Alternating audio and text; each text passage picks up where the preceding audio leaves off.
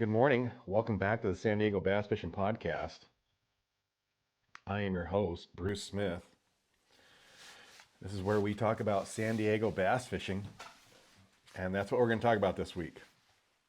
I'm going to avoid the whole politics thing and all that right now, and get back to what we do and talk about bass fishing. So if you're brand new to the channel, please like, subscribe. The subscriptions really help out a lot. It takes us a long ways on the YouTube algorithm.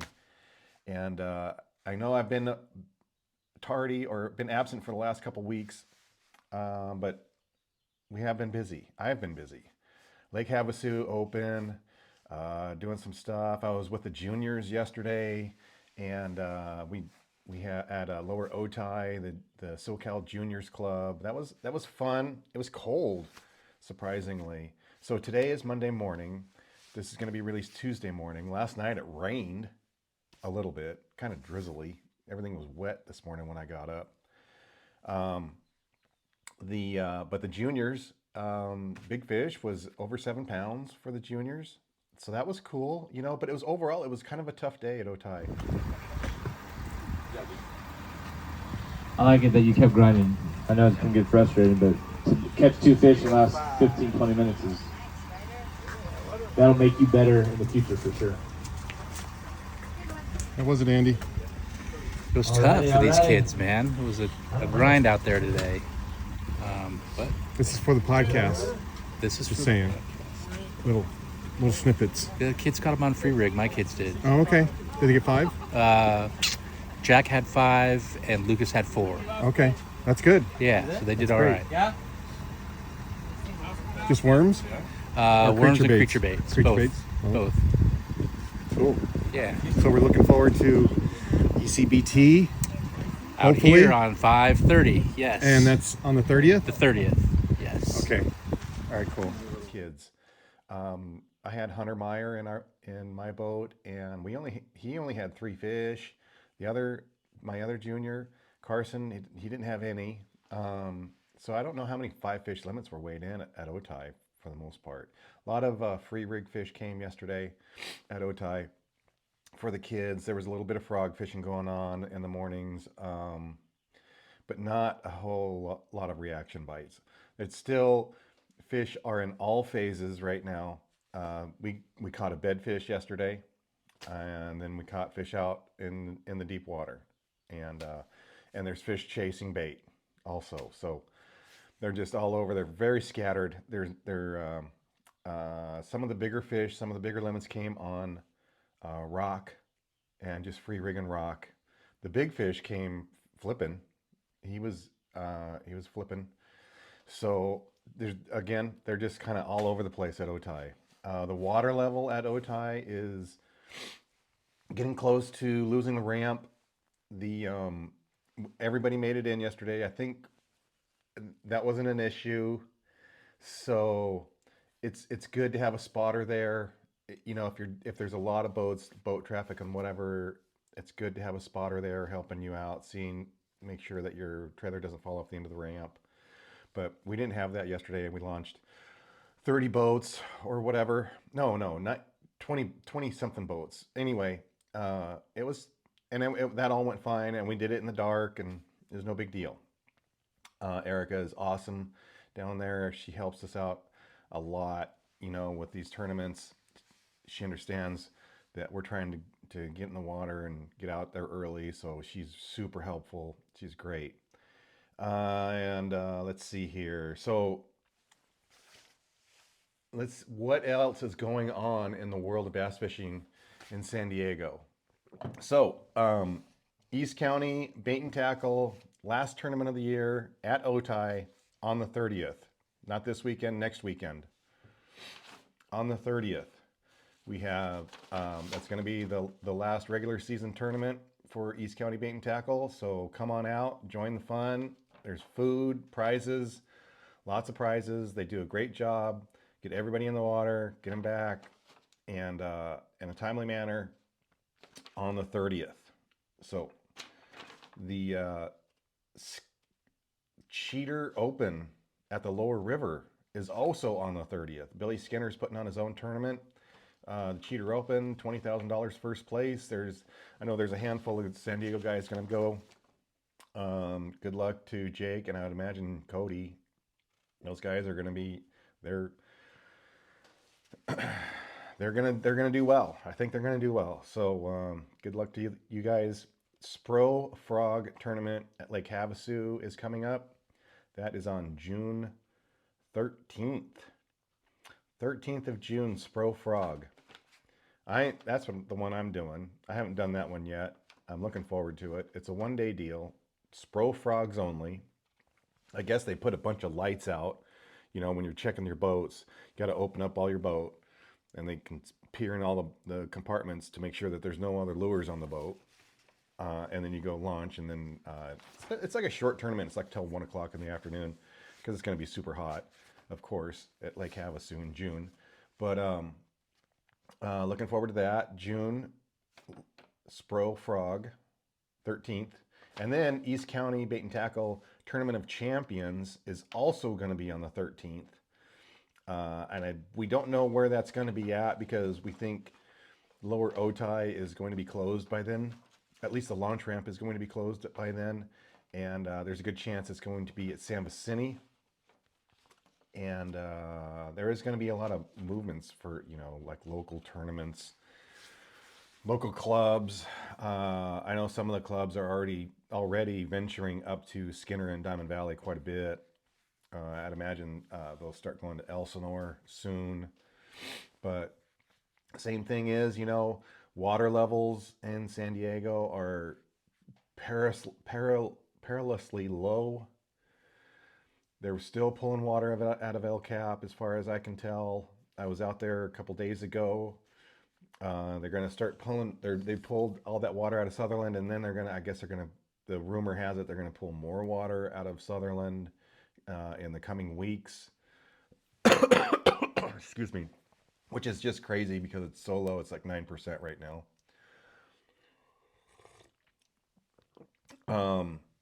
And then so the water levels are super low, and as you can see, in the thumbnail that I posted, there's be careful going down to El Cap launching your kayak or your float tube because it's soft. They're pulling so much water out of there, that the bank is still muddy and it's super soft. So if you don't have a 4-wheel drive, don't go to the water's edge at this point.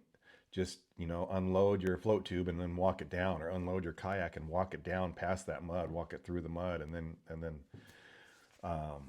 then launch that way. I'm going to get into the lake reports soon. We'll talk about fishing there, but just be careful about going in.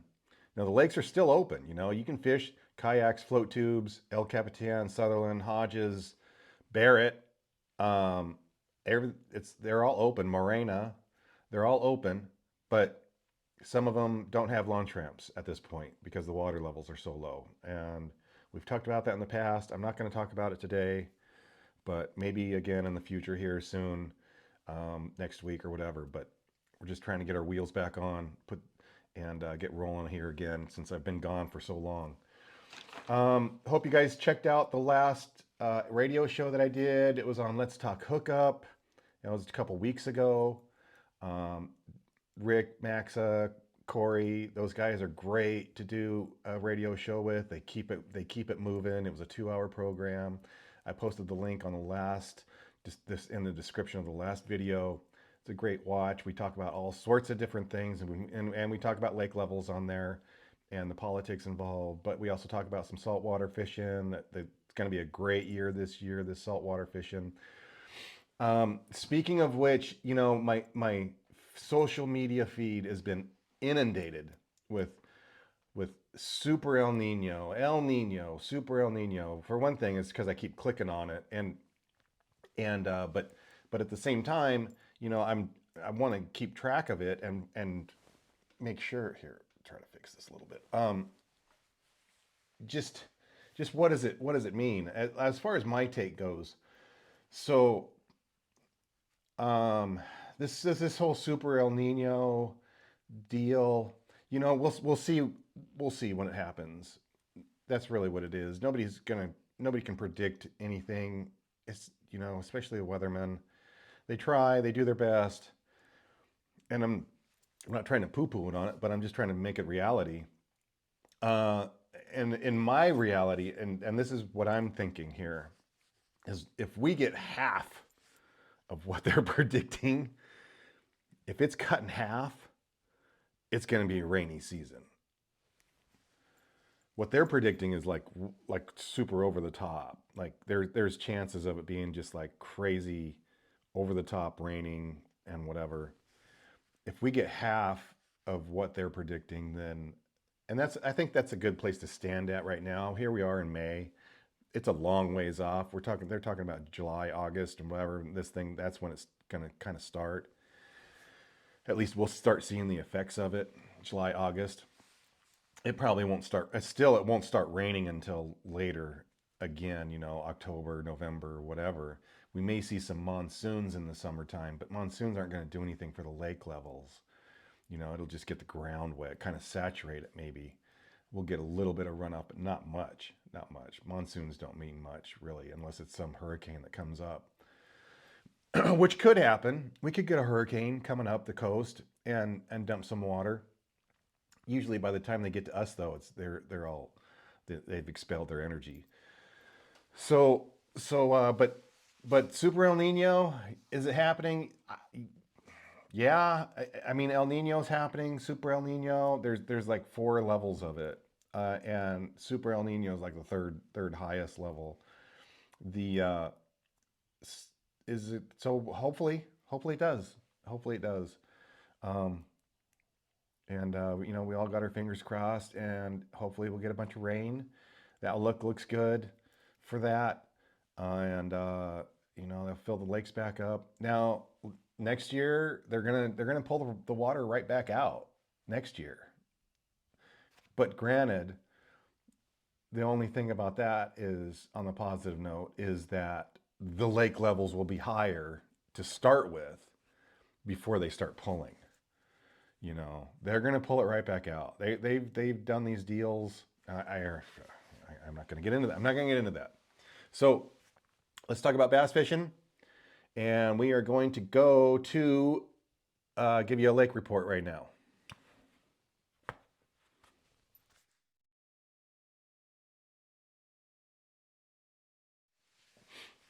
And the lake report brought to you by iRod. And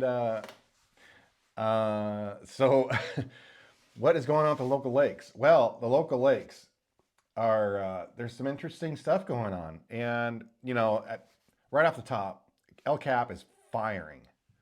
And the secret's out of the bag. It's crowded. You know, you can't put a boat on El Cap. The water is super low. It's about as low as we've ever seen it. I think there may have been a lower time back in the 50s or 60s or something, but some of the people are saying, but at this point, it's as low as anybody has seen in San Diego. Very, very low water. But the shad spawn is going on. And that's what's the driving force right now. It's a combination of things. It's the low water that's condensing everything into this pond essentially, and it's condensed all that shad and all that bass. And we've seen this in the past at Barrett and whatever. And when that happens, the shad have no place to go, so the bass just go on this like feeding frenzy. And we predicted this. We here at San Diego Bass Fishing Podcast predicted this is going to happen. So the bass fishing at El Cap is firing. I'm going to say, well, I'm not the only person to say this, that it's better than Barrett. In the mornings anyway. In the mornings it can be better, as good as Barrett. Pardon me. I'm going to sneeze.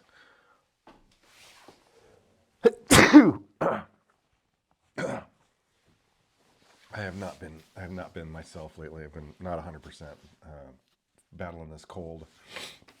So El Cap is outstanding with the shad spawn in the morning, and then it backs off in the afternoons, or once the sun comes up, hits the water, shad spawn backs off, and then you can go and start dragging creature baits, free rigs, jigs, that kind of thing on rock, and still pick away at them, and actually have really darn good days. Even if you miss the shad spawn in the morning, you can go and catch them on rock after the first thing. Shad spawn in the morning. What's the hot ticket? Spinner baits, underspins, A-rigs. Let's see here. Any shad kind of bait, crankbaits, small A or a small like square bills, medium runners, anything with a shad profile, and throwing it against rock, going down the bank. Also, there's a top water bite going on at El Cap. I mean, it's like good. It's like great. It is really, really good at El Cap. So get out there, go fishing. The Sutherland, Lake Sutherland is good, and it's of course it's not as good as El Cap. Like El Cap is like far and away number one. It's good, but Sutherland is good, and it's kind of the same thing. Not near the shad spawn going on there at Sutherland, but they're out, they're breaking. Catch them on jerk baits, underspins, crankbaits, and once that backs off, you can either go and chase breakers or offshore schools, or you can just start dragging with like Carolina rigs. Maybe get a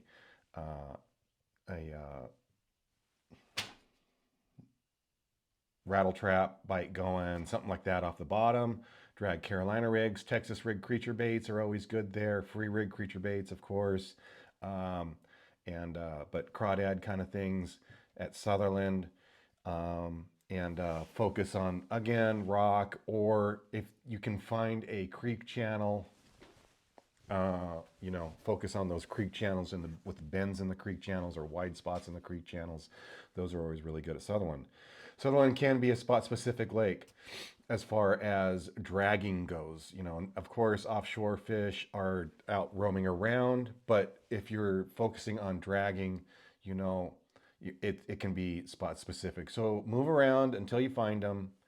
If you're not getting bit, take off, move. Go to the next spot and check it out and find those fish, and you'll have a good day. Otay is okay. It's not great. And the fish are in all stages of spawn, pre-spawn, post-spawn, offshore. So fish are just like scattered out, and you can catch them. You can catch them on a frog. You can catch them on a karashi. You can catch them on a free rig, creature bait, free rig worm. You can catch them on a drop shot. There's fish up spawning still. There's post-spawn fish.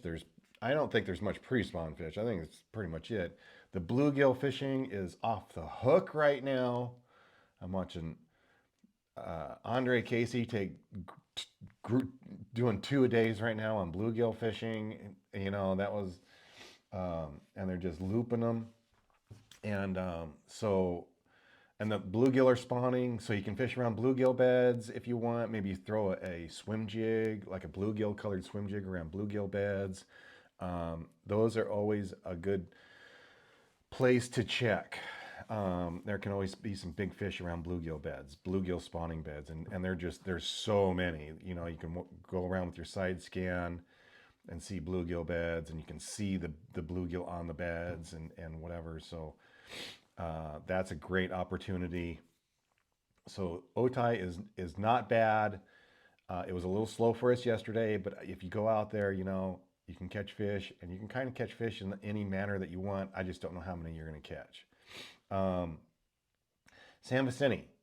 San Vicente is kind of like Otay, well, in the fact that it's not great fishing, but it's okay fishing. And San Vicente, you can go down and you can forward face for floaters if you want, and fish a thin Cinco or a jig minnow to them, or a koiki ball, and catch those fish.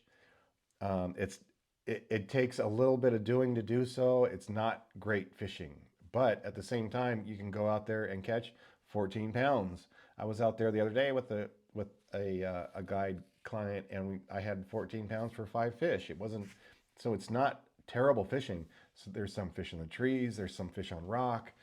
A lot of the fish is in like 20 that 20-foot range, right on the edge of rock. The and Like I said, jig minnow, koike ball, thin Cinco, free rig, of course, with creature baits, free rig with your do live beavers, type of lures, 3/16 ounce free rig weight was working the best that I've seen lately. Usually with that free rig, we're using 10-pound test and a smaller creature bait, like a 3-inch, 3.5-inch creature bait, not necessarily the 4s. So go with your smaller creature baits, and you're going to pick away at those 10-pound tests. Now, 10-pound test isn't great in the brush, but it gets bit better than 15. So you're going to have, there's a little bit of a trade-off there.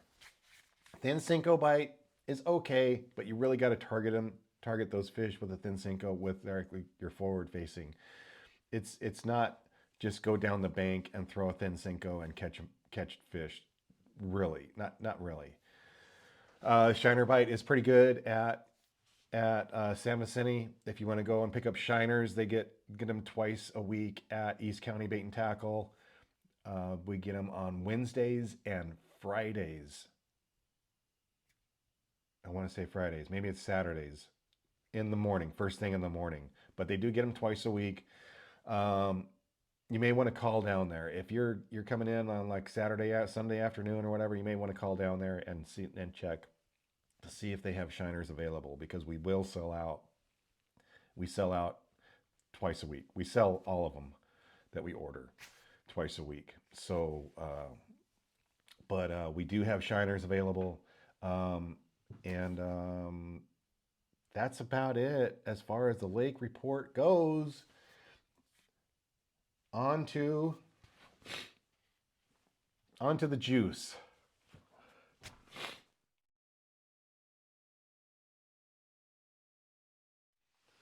So, welcome back to the juice, everybody.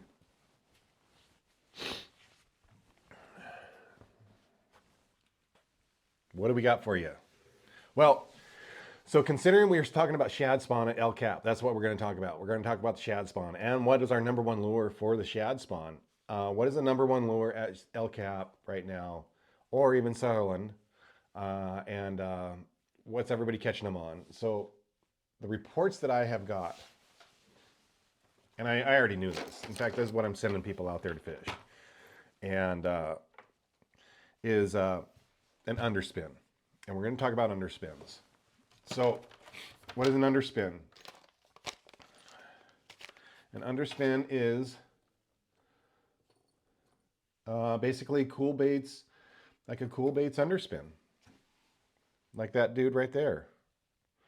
Let's see here. Oh, I can't get it. There we go. Come on now. Anyway, we know what it is. Cool baits underspin. We like the cool baits underspin. We sell a ton of them at East County Bait and Tackle.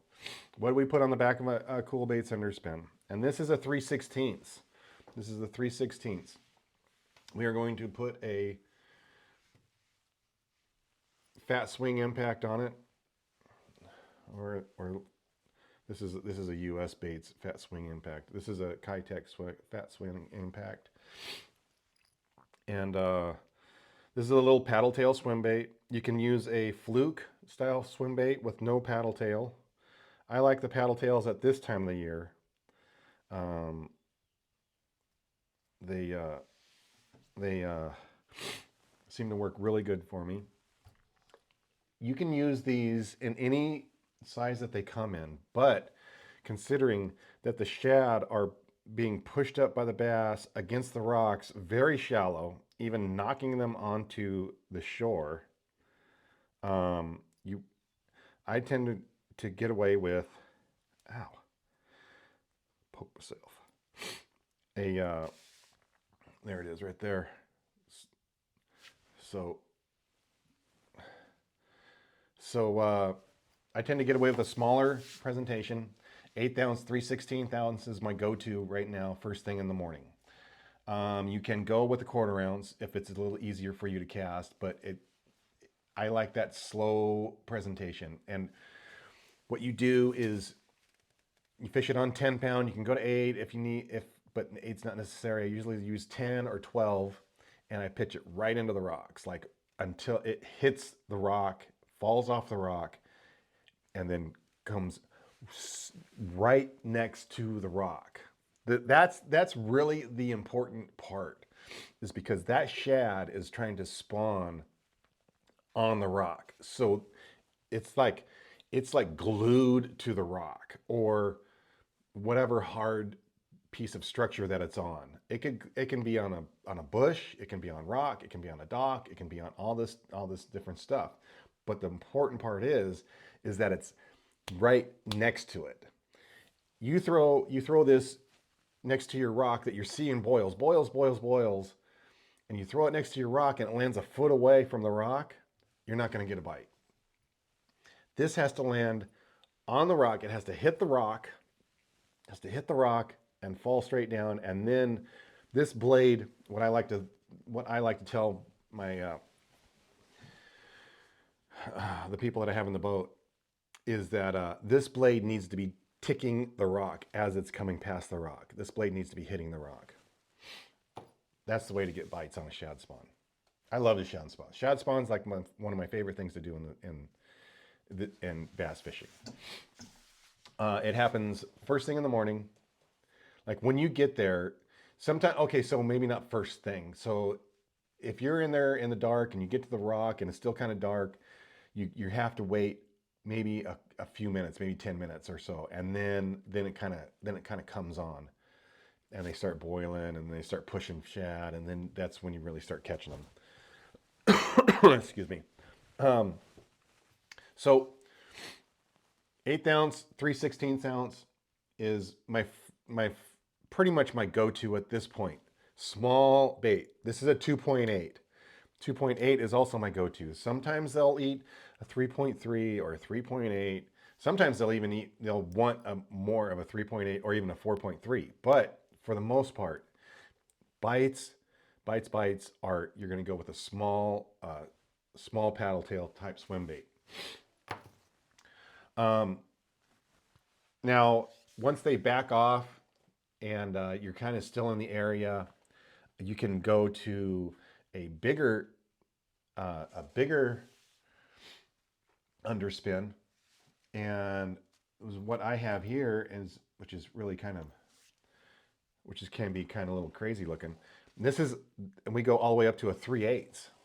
Now we use a 3/8 when they have backed off the rock and they're settled down deeper, and maybe you still see some boils around occasionally or whatever, and you fish it off the end of the points or in the middle of coves, like in the middle of the cove, and you take your underspin and you fish it like a rattle trap. You throw it out there, let it sink to the bottom in whatever 5 to 15 feet of water, and you lift it up just like a rattle trap. Lift it up and then let it swing back down.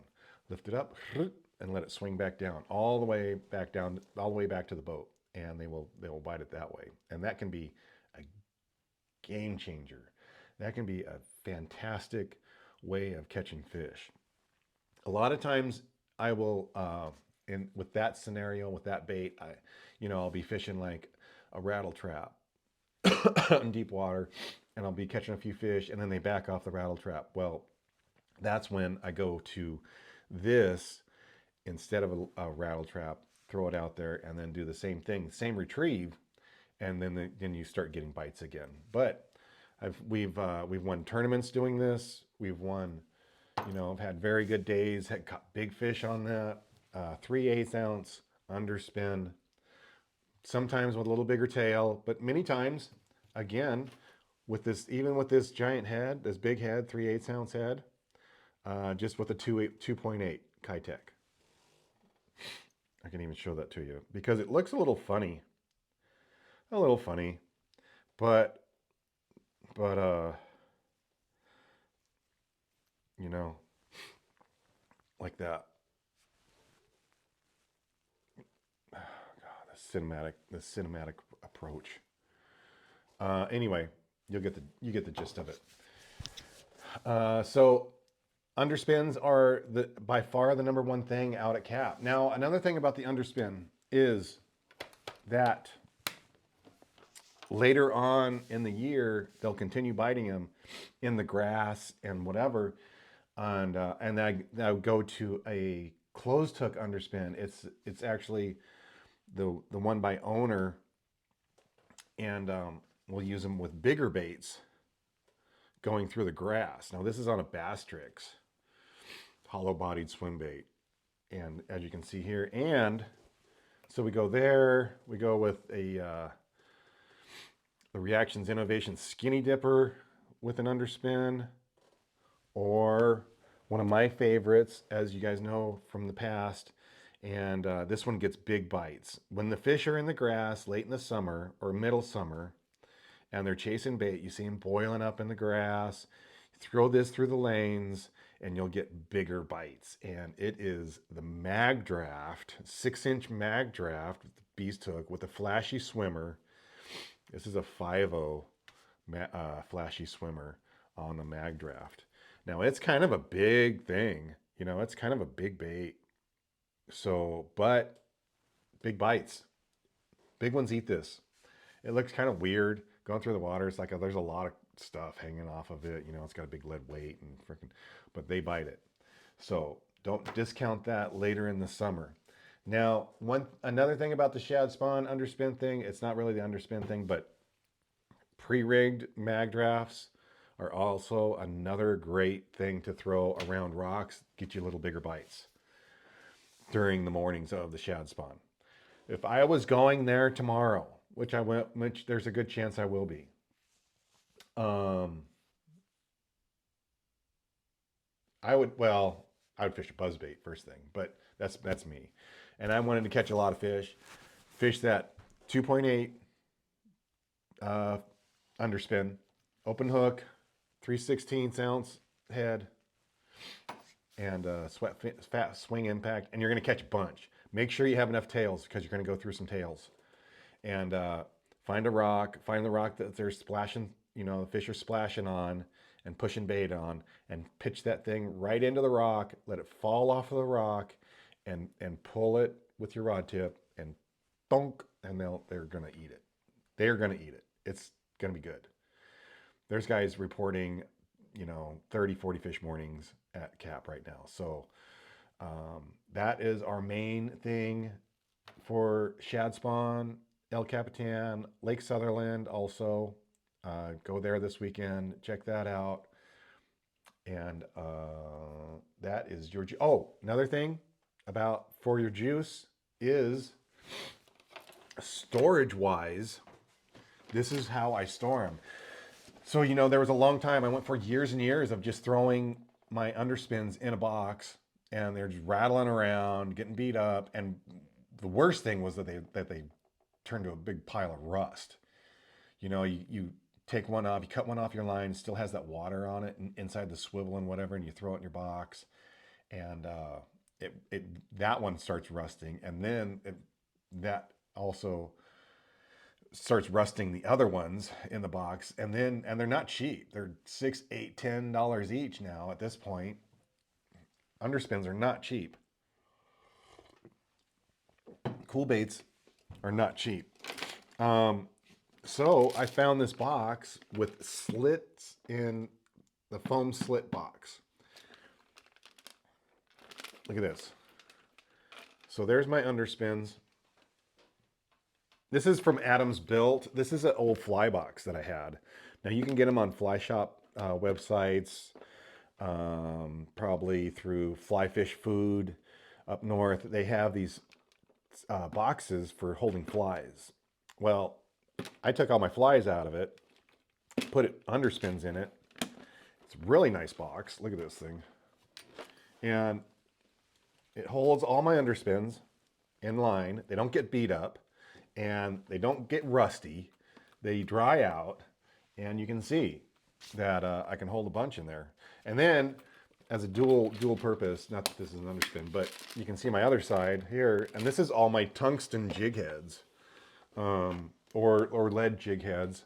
A lot of it's tungsten. And so those don't get beat up, you know, the same kind of thing.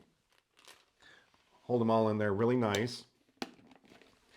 And you're just not throwing them in a box, just willy-nilly, getting all jumbled up. And that dulls the hooks also, you know. This keeps all the hooks sharp. Super nice. Fly fish food. This is a foam slit fly box.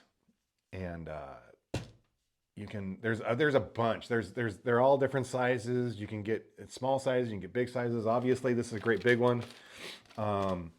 But so much better than just throwing them into a regular 3500 or 3600 plano box and just basically giving them a death sentence at that point.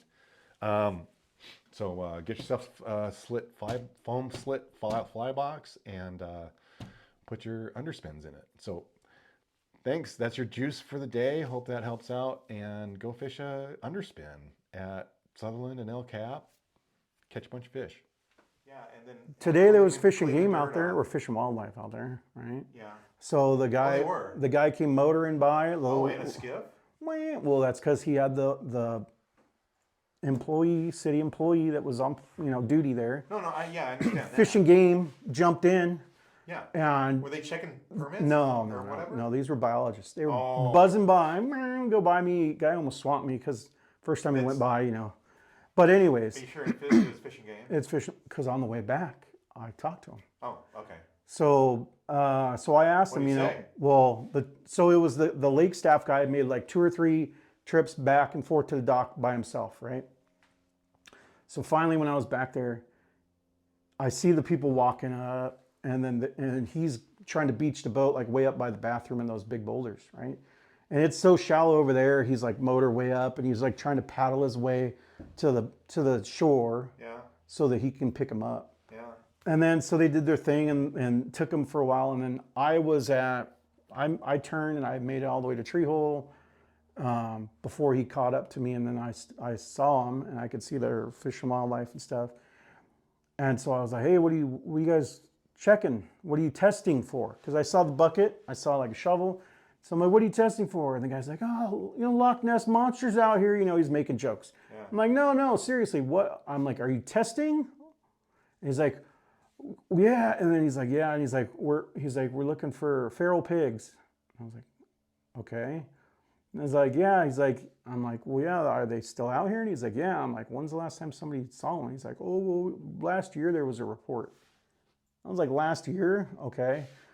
And then he started going on about it, and he's like, oh yeah, they're bad and this and that. So I'm searching for proof so that we can come back out. So he's looking for pig shit or sign. Yeah. And I was like, well, yeah, I'm like, the pigs didn't used to be up here, but when the lake was full years ago, they released some Russian boar, not like potbellies, to hunt on the reservation, and they ran through all that tree area back there and stuff, and you'd see them up and down the bank. But anyways, so I said, how far did you go? I'm like, you go all the way to the oaks that are back there? And I said, that's where you're going to see them at the soonest, probably, is all those oak trees that are back there. Yeah. Which is... it's like a mile? 3/4 of a mile. Yeah, realistically, from Boulder Bay, it's probably 3/4 of a mile to a mile from Boulder Bay. Yeah. Because it would get to the funnel down, Palacheski Point, and then it turns, like when you go back through, there used to be a sign that says federal land, no beaching. So it used to be behind that, and then all of a sudden there's your oak trees and it starts to go back out to a meadow and stuff. Right. So I said, that's where you got, and he's like, yeah, we are about a mile short, of our drop-off point. And I was like, well, yeah, the lake's right there, buddy. You're gonna have to walk more, And so he said, yeah, we're looking for signs so I can come back, just to prove they're there. Or right. I'm like, well, who put them out? And he was like, well, people are releasing small talk. But yeah, so that's what they're doing. Nothing to do with the lake, nothing to do with the water or anything. They're looking for feral pigs all of a sudden again. And they claim they got all the ones that they released first back in, I don't know, I want to say like 2010, Yeah. 13, 14, like for several years, and then they disappeared. I never saw them. Now, I've never seen a pig out there. they were there for a short period of time, and then they went like northeast. I heard they went into like Julian and up and up and up, and then caused more problems up there. And then they allowed them to hunt if they were on your land, stuff like that. But I think it's a wild goose chase. I think they're looking for potbelly pigs now, not Russian boar, Okay. because there's a big difference on that. Like yeah. those are, you don't hunt potbelly pigs. About 300, 200 pounds? Well, yeah, potbellies can get really big though. Can they? Yeah, but they do the genetic thing to keep them small for pets. But Yeah. but he said, well, people are releasing their pets, so now it's a potbelly pig problem, Yeah. not a Russian boar problem. Yeah. And the Russian boar, to my understanding, that's what was released the first time for Right. hunting. Yeah. So now they're chasing people's stray pets. Okay. But yeah, so yeah, I thought it was going to be something about our water and our fish, our eco, nope, pigs. Huh.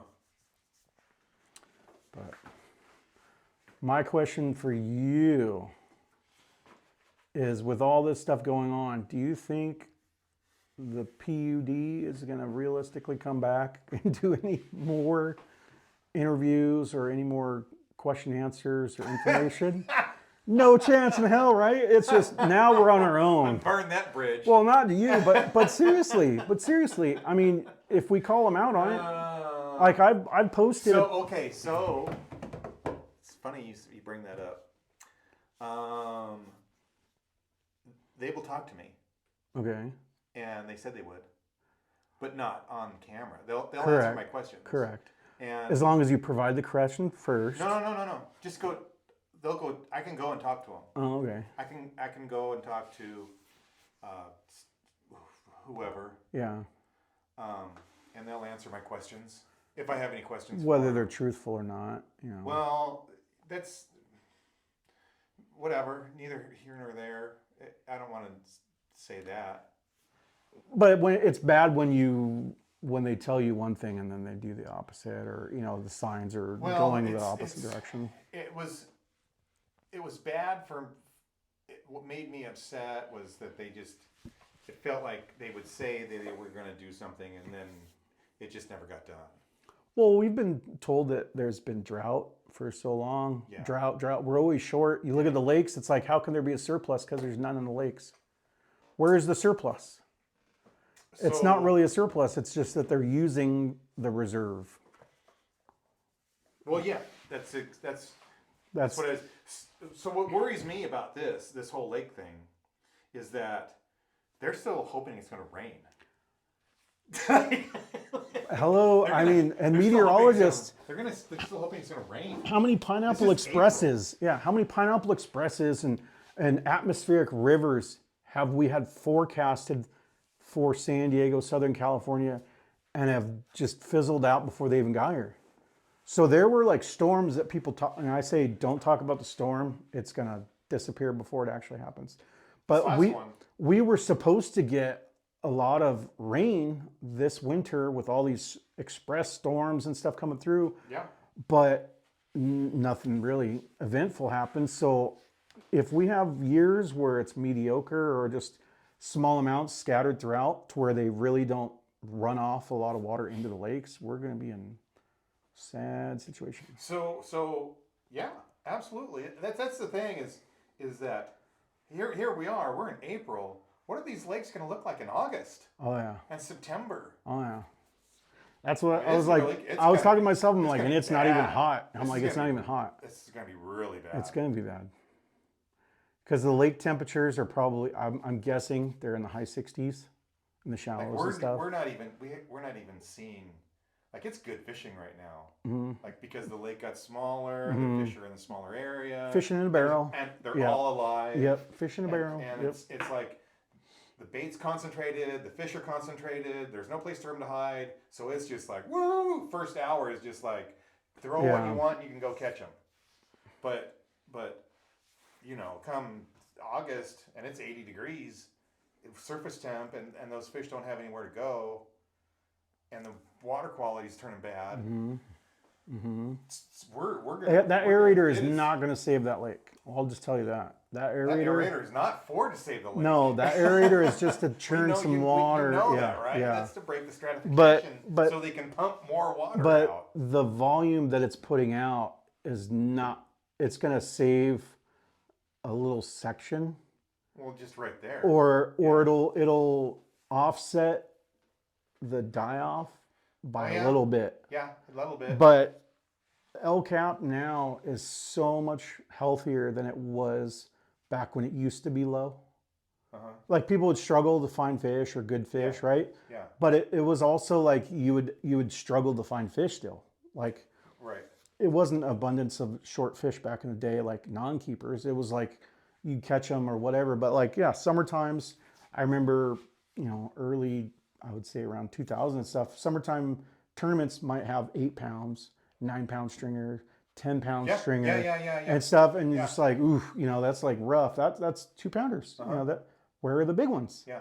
They were there, but in small numbers. But all this food chain that we've been talking about this whole time, these blue cats, the bluegills, the crappies, the shad, all that. So there's way more life and bioload in this lake. So if it does change or have a negative, we have a negative turn, you have so much more life that's gonna go kaput and be a catalyst. It's just gonna keep going. And it's like I said, if some dies and it doesn't get taken out, then it's gonna keep spreading because it's like basically toxic. Well, we've seen it more and at more toxic. Morena when they pulled Morena down Yeah. in 2014 to 3%. Yeah, I mean There that's was huge die-off in the summertime and algae blooms and all sorts. In fact, a couple different times there's been fish die-offs up there. Elsinore. I would say, I mean, George Kramer loves that lake because he lives there. Yeah. He's lived there forever. Yeah. When I first met George Kramer, I talked about his lake without him, not talking to him, but I talked about his lake, and it was because I had a tournament. There was a tournament that was like a solo man fishing, one day event. It was called the California, I think it was the CBC, California Bass Championship or something like that. And so they had open events and stuff, and then like qualifiers, and you go on and stuff. And then whoever, I can't even remember the people that were running it, they were gonna say they wanted to put the event on an area where these guys would have very little previous experience. Yeah. And the mystery was all of a sudden they were talking Big Bear. Oh. They were talking about throwing 30, I want to say it was 39 guys fished Elsinore. 39 boats. They were like, yeah, we're talking about fishing Big Bear. It's like, realistically, who's going to trailer all their boats up to Big Bear, and you're going to have a bass tournament up at Big Bear? So nobody thought that through and probably told anybody out there about it. They would have, nixed it right off the bat. So instead we go to Elsinore. Yeah. In June, like mid-June. Yeah. And this is, I want to say 2010, roughly. Oh, not that long ago, really. I went up, I had yeah, never this is been, 16 years ago. yeah, I had never been up there. Yeah. And that lake was like nuclear, like known to be like nuclear green, whatever. So I show up and it's like pea soup. Yeah. I show up for practice. I decided I was going to practice. Maybe tournament was like 2 or 3 weeks up. I practiced 3 times before the tournament, I think. Yeah.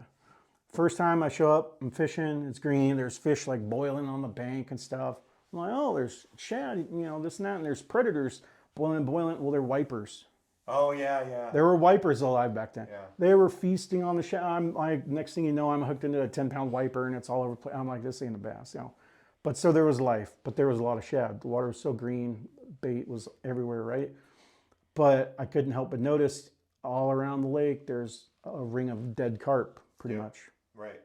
And then, so it's like, I mean, just from what I saw, where I went, because I didn't travel the whole lake, there were hundreds of dead fish just where I went. Yeah. Okay, so then, and spoiler, first time I think I didn't catch any bass. Yeah. So then I go back up for practice, come back, the water had dropped. And this is like a week. So now I go out, same green, same fish, bust it. I'm like, aha, there's whatever hybrids. I'm not going to focus on that. I'm going to go around the lakes more. Well, the dead fish from last week are here. The new dead fish are right at the water's edge. Oh no. So there were hundreds more just in the area, hundreds more dead carp. Yeah. And these are not picked at. Like these are, there's so much, there's nothing that's in the food chain that's going to clean those up. Yeah. So all these carcasses are just flies and everything, right? But it's not like there's 100,000 raccoons that are gonna, or whatever. Right. Like they aren't doing anything with them. Nobody's removing them. And so anyway, so it was this next row of dead fish and stuff. And so long story short, comes down to Kramer, and I had been there two times, maybe the third time, and it was at an Anglers Marine seminar when they were in Santee. And George wasn't talking, but it was in the crowd. I was talking to somebody else, and George was standing there. And I commented to someone. I said, man, that lake, I'm like, that lake is disgusting. I said, it's, I'm like, there's like no bass in that lake, but there's a billion shad. I'm like, we should export the shad to here and there. And I'm like, this and that, but I'm like, there's carp galore. I'm like, they need to collect them and just fertilizer and whatever, right? And then George is right there, and he turns around and he's like, I'll have you know there's more biomass and life in that lake per acre than any other place. And I said, okay, well, George, I'm like, how many of those are bass or predatory fish? And he's like, well, you got that right. He's like, yeah, there's a lot of shad, and then there's a lot of carp, and then crappie, yada, yada, yada. Yeah. And so I was like, so I'm like, yeah, your lake is great for you or for a small number of people, but it's not great to, like, if you put a lot of pressure on it, it's not going to fish well, right? Yeah. But recently, they've done a lot of improvements. They have. Restocking, and they've tried to restock several times, but water quality issues and stuff. Sometimes Yeah. the fish take, sometimes they don't. But Elsinore has realized that that's a big attraction there. Yep. The lake, the campgrounds, like the restaurant, all the stuff that they've redone around it, right?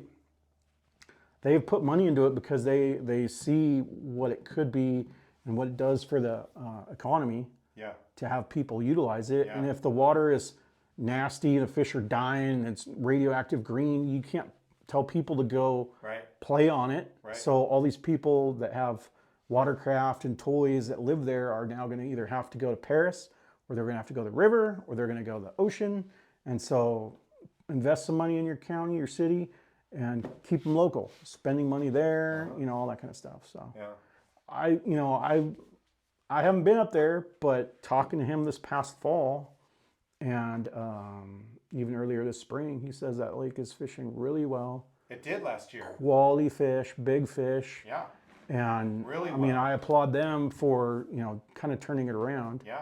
And I don't think it's like free and clear. I think it's going to be a constant thing to battle with I think it is too. the carp, the water quality, the Water levels. quality issues Yeah. there is, Shallow water, in my opinion. high temperatures, it's always going to be a battle Right. with the algae. Right.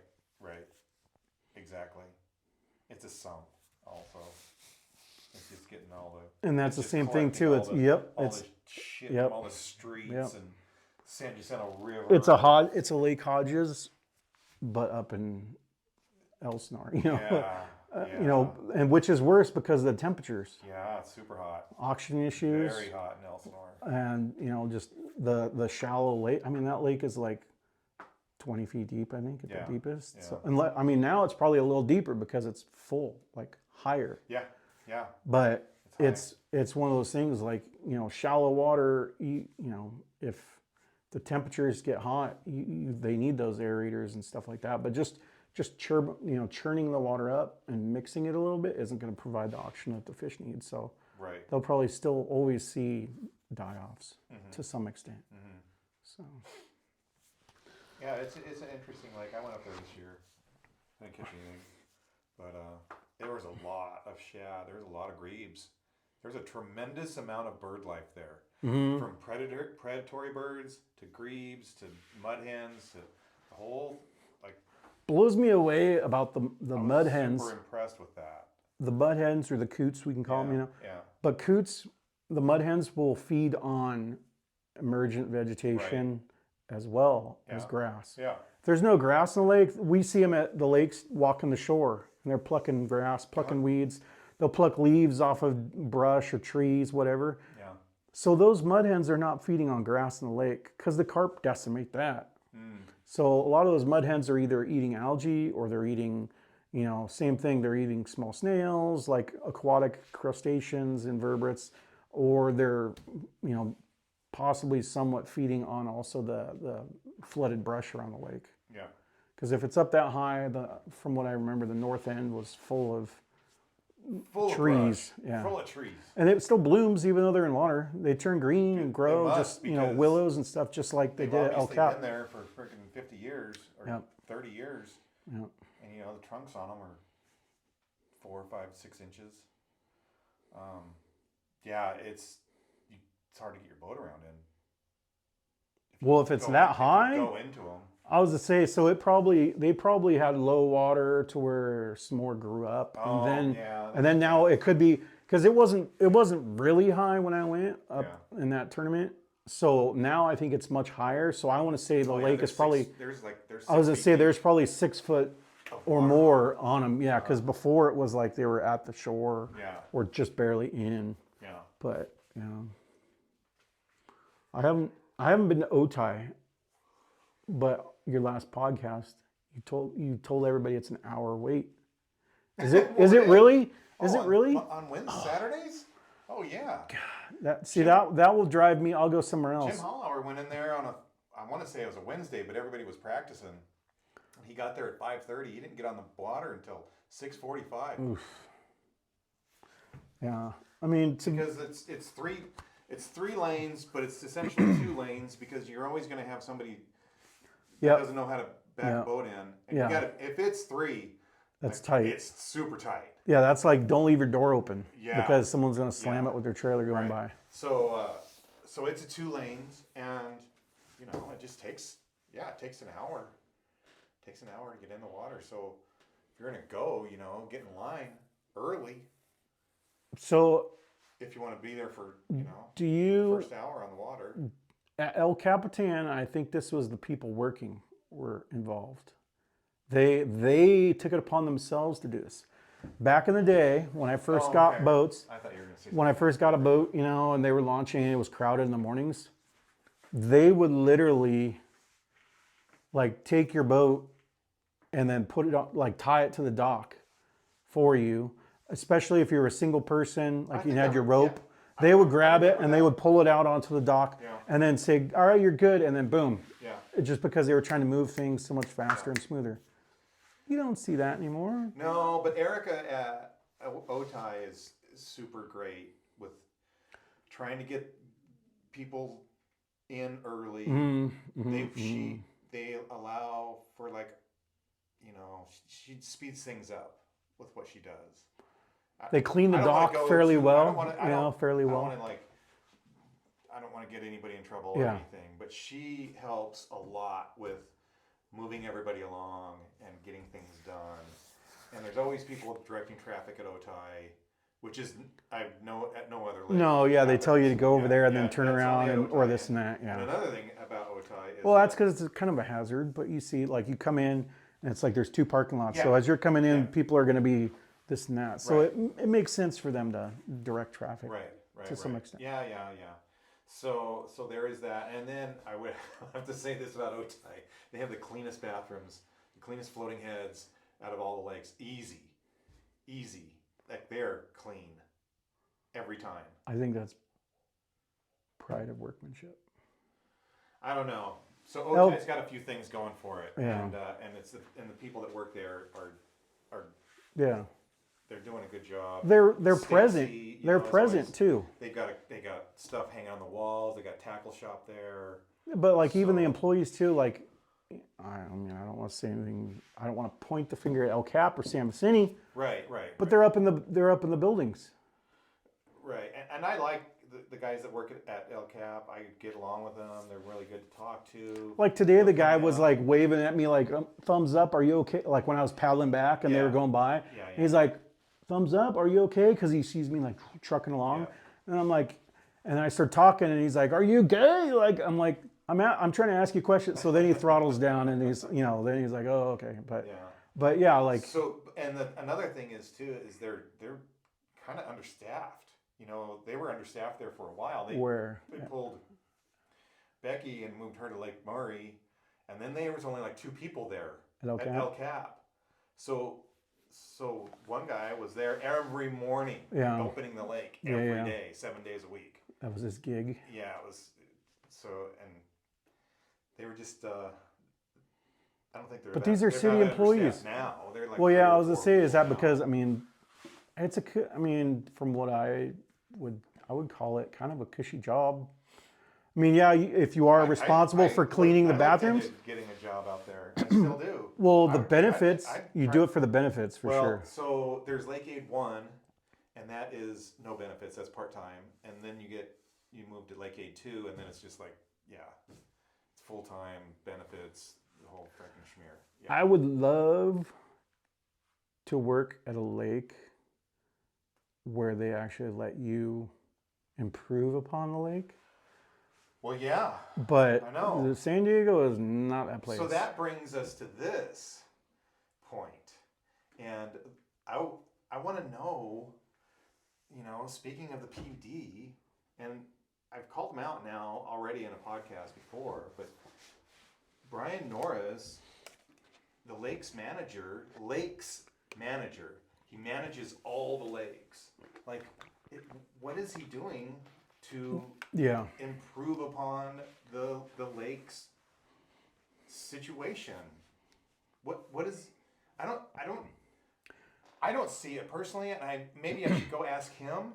Yeah. Because I'm just kind of guessing that he doesn't do anything. I would say that he's managing the people and making sure the staff is probably there and doing what they want, but they're not managing the lake for the life in the lake. That's a good point.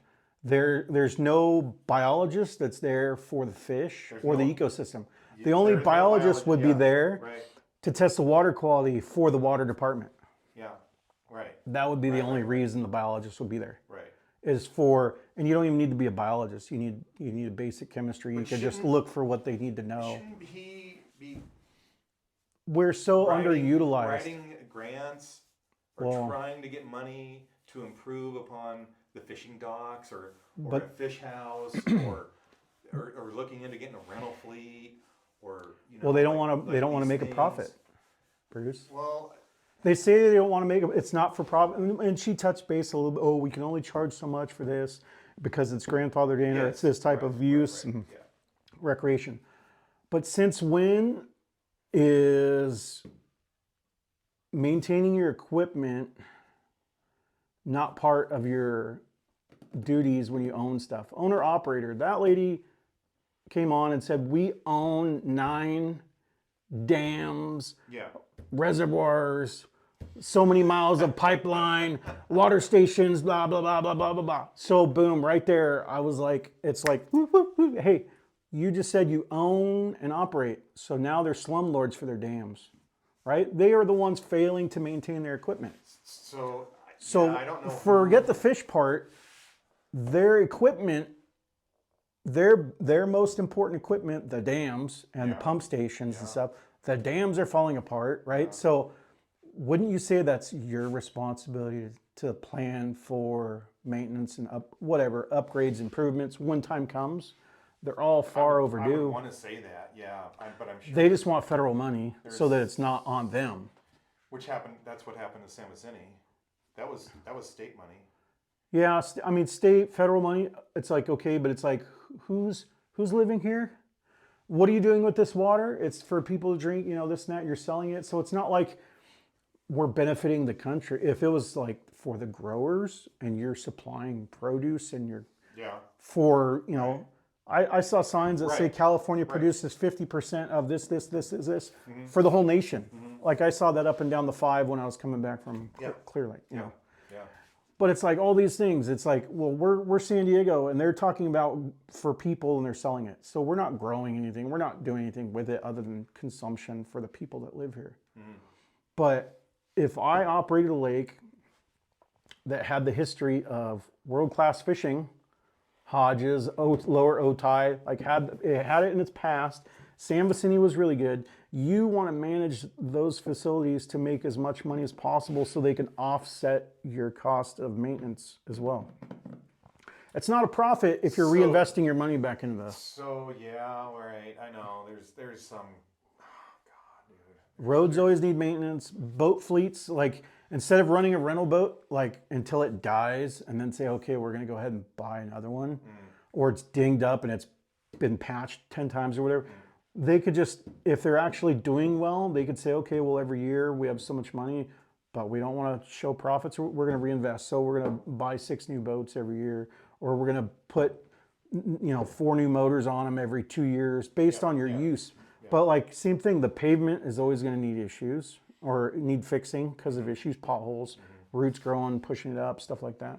Like that new road going into, or I can't say into El Cap, leading to El Cap is beautiful. Fresh paved. You know where it stops? Right at the gate. At the gate. It's like The first time I saw that. oh, I was like, oh, this is this new road. I'm like, I had to stop and look back. I'm Yeah, like, it's what like just happened? it's like all of a sudden it just ended. Oh, now it's where up the hill. Past Nick's house, and it's just like, oh wow, this is really nice. Yeah, and then Oh man, I can't wait to tell Tom. They're doing the road. yeah. And I get past the gate, and I was like, oh no, they didn't do anything. That's the first time I saw that. I mean, because last This time I was morning. last Oh, time I was yeah. there, it was not done, and I was just like, wow, like. Psych. And then I'm like, hey, you guys started way too soon. You should have started at the gate and then worked to the lake is where the potholes were. Well, it's a totally different deal. I know. That's Yeah.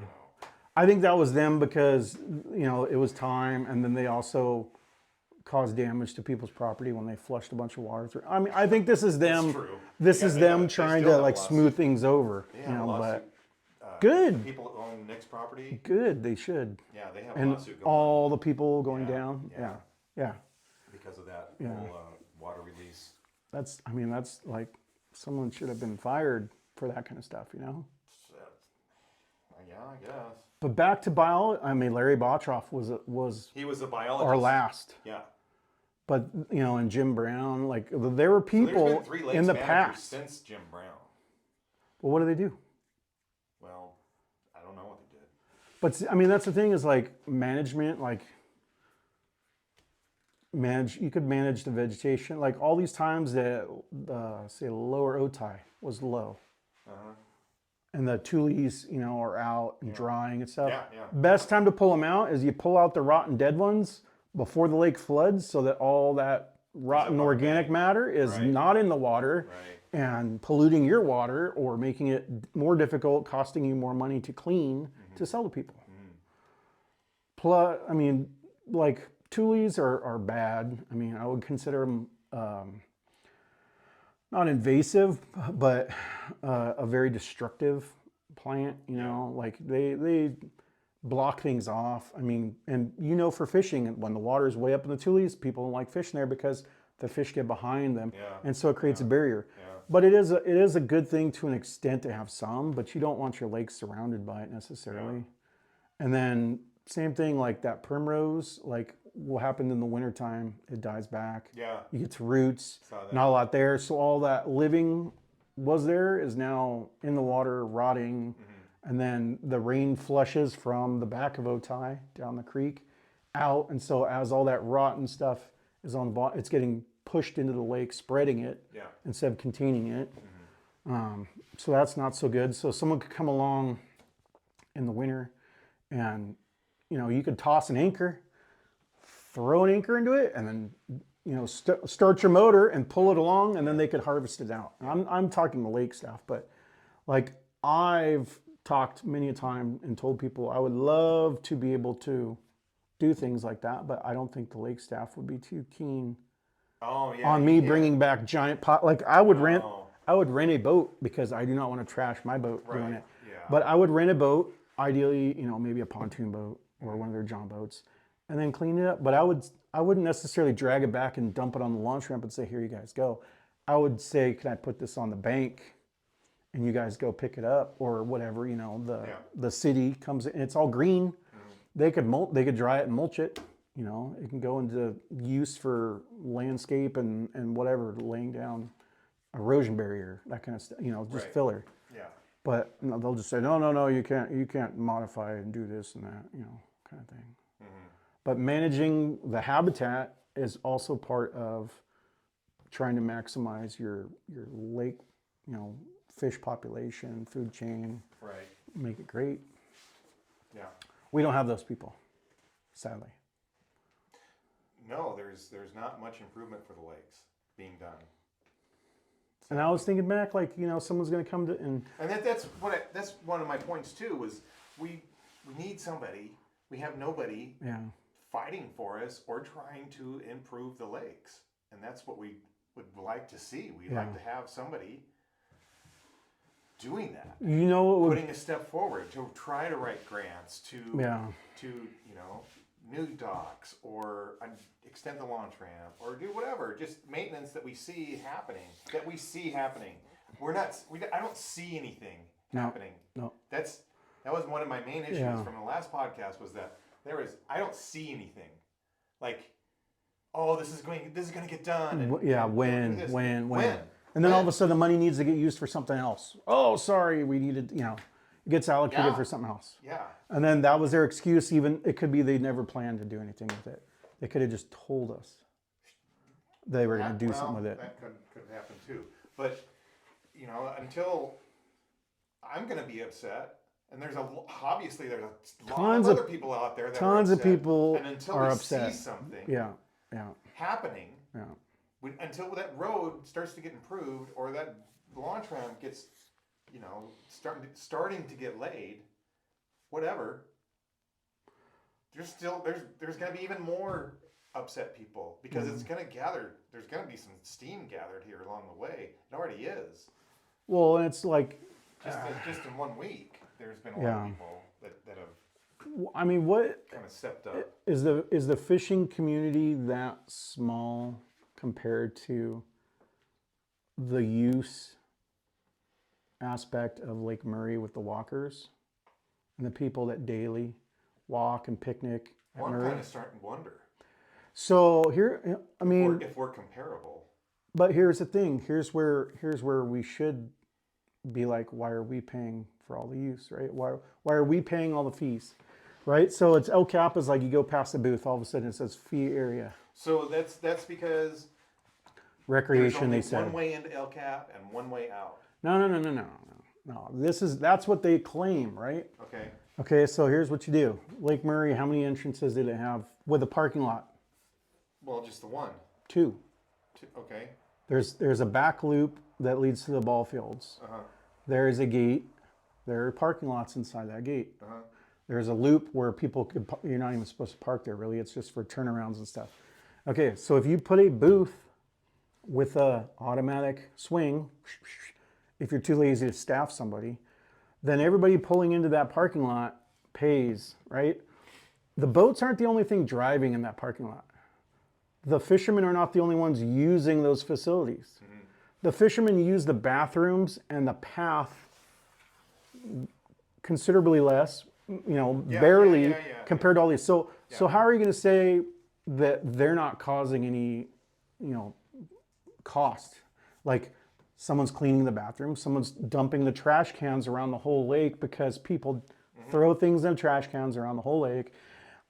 Not to mention the litter around the lake. There's some SS relief or porta potties at a couple spots around the lake, so someone has to clean those or pay to have them clean. So the fishermen are using one entrance, one parking lot, one launch ramp that's 20 feet wide, a dock to tie up to, and then we're floating on the lake, and doing our thing. Most of the time we're letting fish go, whatever. A lot of fishermen are picking up trash that they see or making sure, they leave it better if they can't, than when you found it. Okay, we're not using all those paths and all that kind of stuff. So how is it that we are the only ones responsible for paying fees? Even if it was for parking lot use. How many places, Balboa Park, they were charging people for parking. They have this answer. It's like a canned answer. It's a B.S. answer, for sure. That's what it is. And I can't repeat it right now. I can't remember it right now. Yeah. But Miramar's the same way. Yeah, yeah. I mean, they are neighborhoods.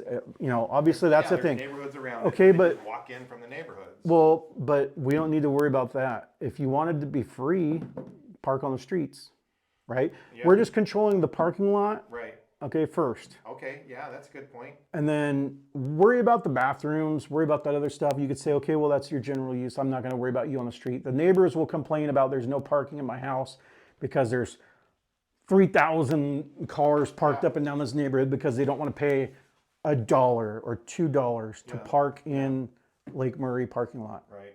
Where there's bathrooms, drinking fountains, where there's a little store that they can buy snacks, there's picnic tables, all that kind of stuff. Right. So someone is not going to not go, especially with a family, because they have to pay $2. Because they're not going to hike their kids and all their picnic stuff. Bicycling is one thing, walkers are one thing. They'll park around the lake and they'll still use the path. But why don't we just start with the parking lot, focusing on the parking lot? Okay. I mean, it seems obvious, right? Bring that up to them. We should. Lake Jennings charges, if you want to pull into Lake Jennings, There you go. $3 to park and walk. Yeah. Yeah. If you don't want to pay it, then park point. on the street right a good- outside That's a good point. and then walk right by But they've them. got a fence all the way around Lake Jennings. But no, I'm talking about walking in Lake Jennings, though, right? If they really wanted to crack down and say, what are you doing? You didn't park in here. What are you doing? I came in to walk. Well, you just parked outside. Well, yeah, I don't want to pay $3. Okay, well, now it's $3 for admission, so that means they have to put somebody at the booth again. That would be going a step further. At Lake Murray, if you want to say that, you know, put someone at the booth where you have to drive past. That way, you know, there's no excuse. And you can't tell me they don't generate enough revenue from that to pay someone to sit in the booth to They collect do money. it at El Monte Park. Yeah. $3 each. I got in trouble for that. I know that because I got in trouble. And look at how didn't empty pay 'em. that park is until you hit like the weekend Oh my or God. summertime. Yeah. Renaissance Fair comes in. know. That blows me away there. But like, it turns into a city sometimes. It really does. And, or it's like the beach, you know, all of a sudden that park is like the beach, Yeah. you know, amount of picnickers and stuff like that. So but it shows you it works right there. Yeah. And Yeah, that's true. there's, I would say, easily 10 times that daily that go through Lake Murray from open to close. Busy weekend, there's still, like literally, they need a clicker and actually a camera because you want to know which way they're going. You know, you don't just want the cord going across the road, which calculates the bumps, Right. you know. You need a camera, count cars, 1, 2, 3, 4, you know, like all these things. But that works for the vehicles. And then if you want to know how many people are in the cars, that's where you need to actually have someone in the booth. If you're charging them for park, you still do a discount. Bring 6 people in one car. I don't care. Yeah. You're still only gonna pay $2. Right. So someone could rotate. Okay, you pay $2. The next time. You know, the Lake Castaic is So this A comes boat fee. down to improving Wanting. on the lakes. yeah. I don't Taking even that need them to money make a and profit. improving- Yes. On the lake. All of a sudden now you don't have to ask for money somewhere else because you have it and you're using it. You don't want to show a profit at the end of the year. Just make sure you put it back into your business or your facilities somewhere. Like they have a new little, I don't know, what do you want to call it? It's like the little utility cart, like not a insane. Polaris or a Razor. No, this is El Cap.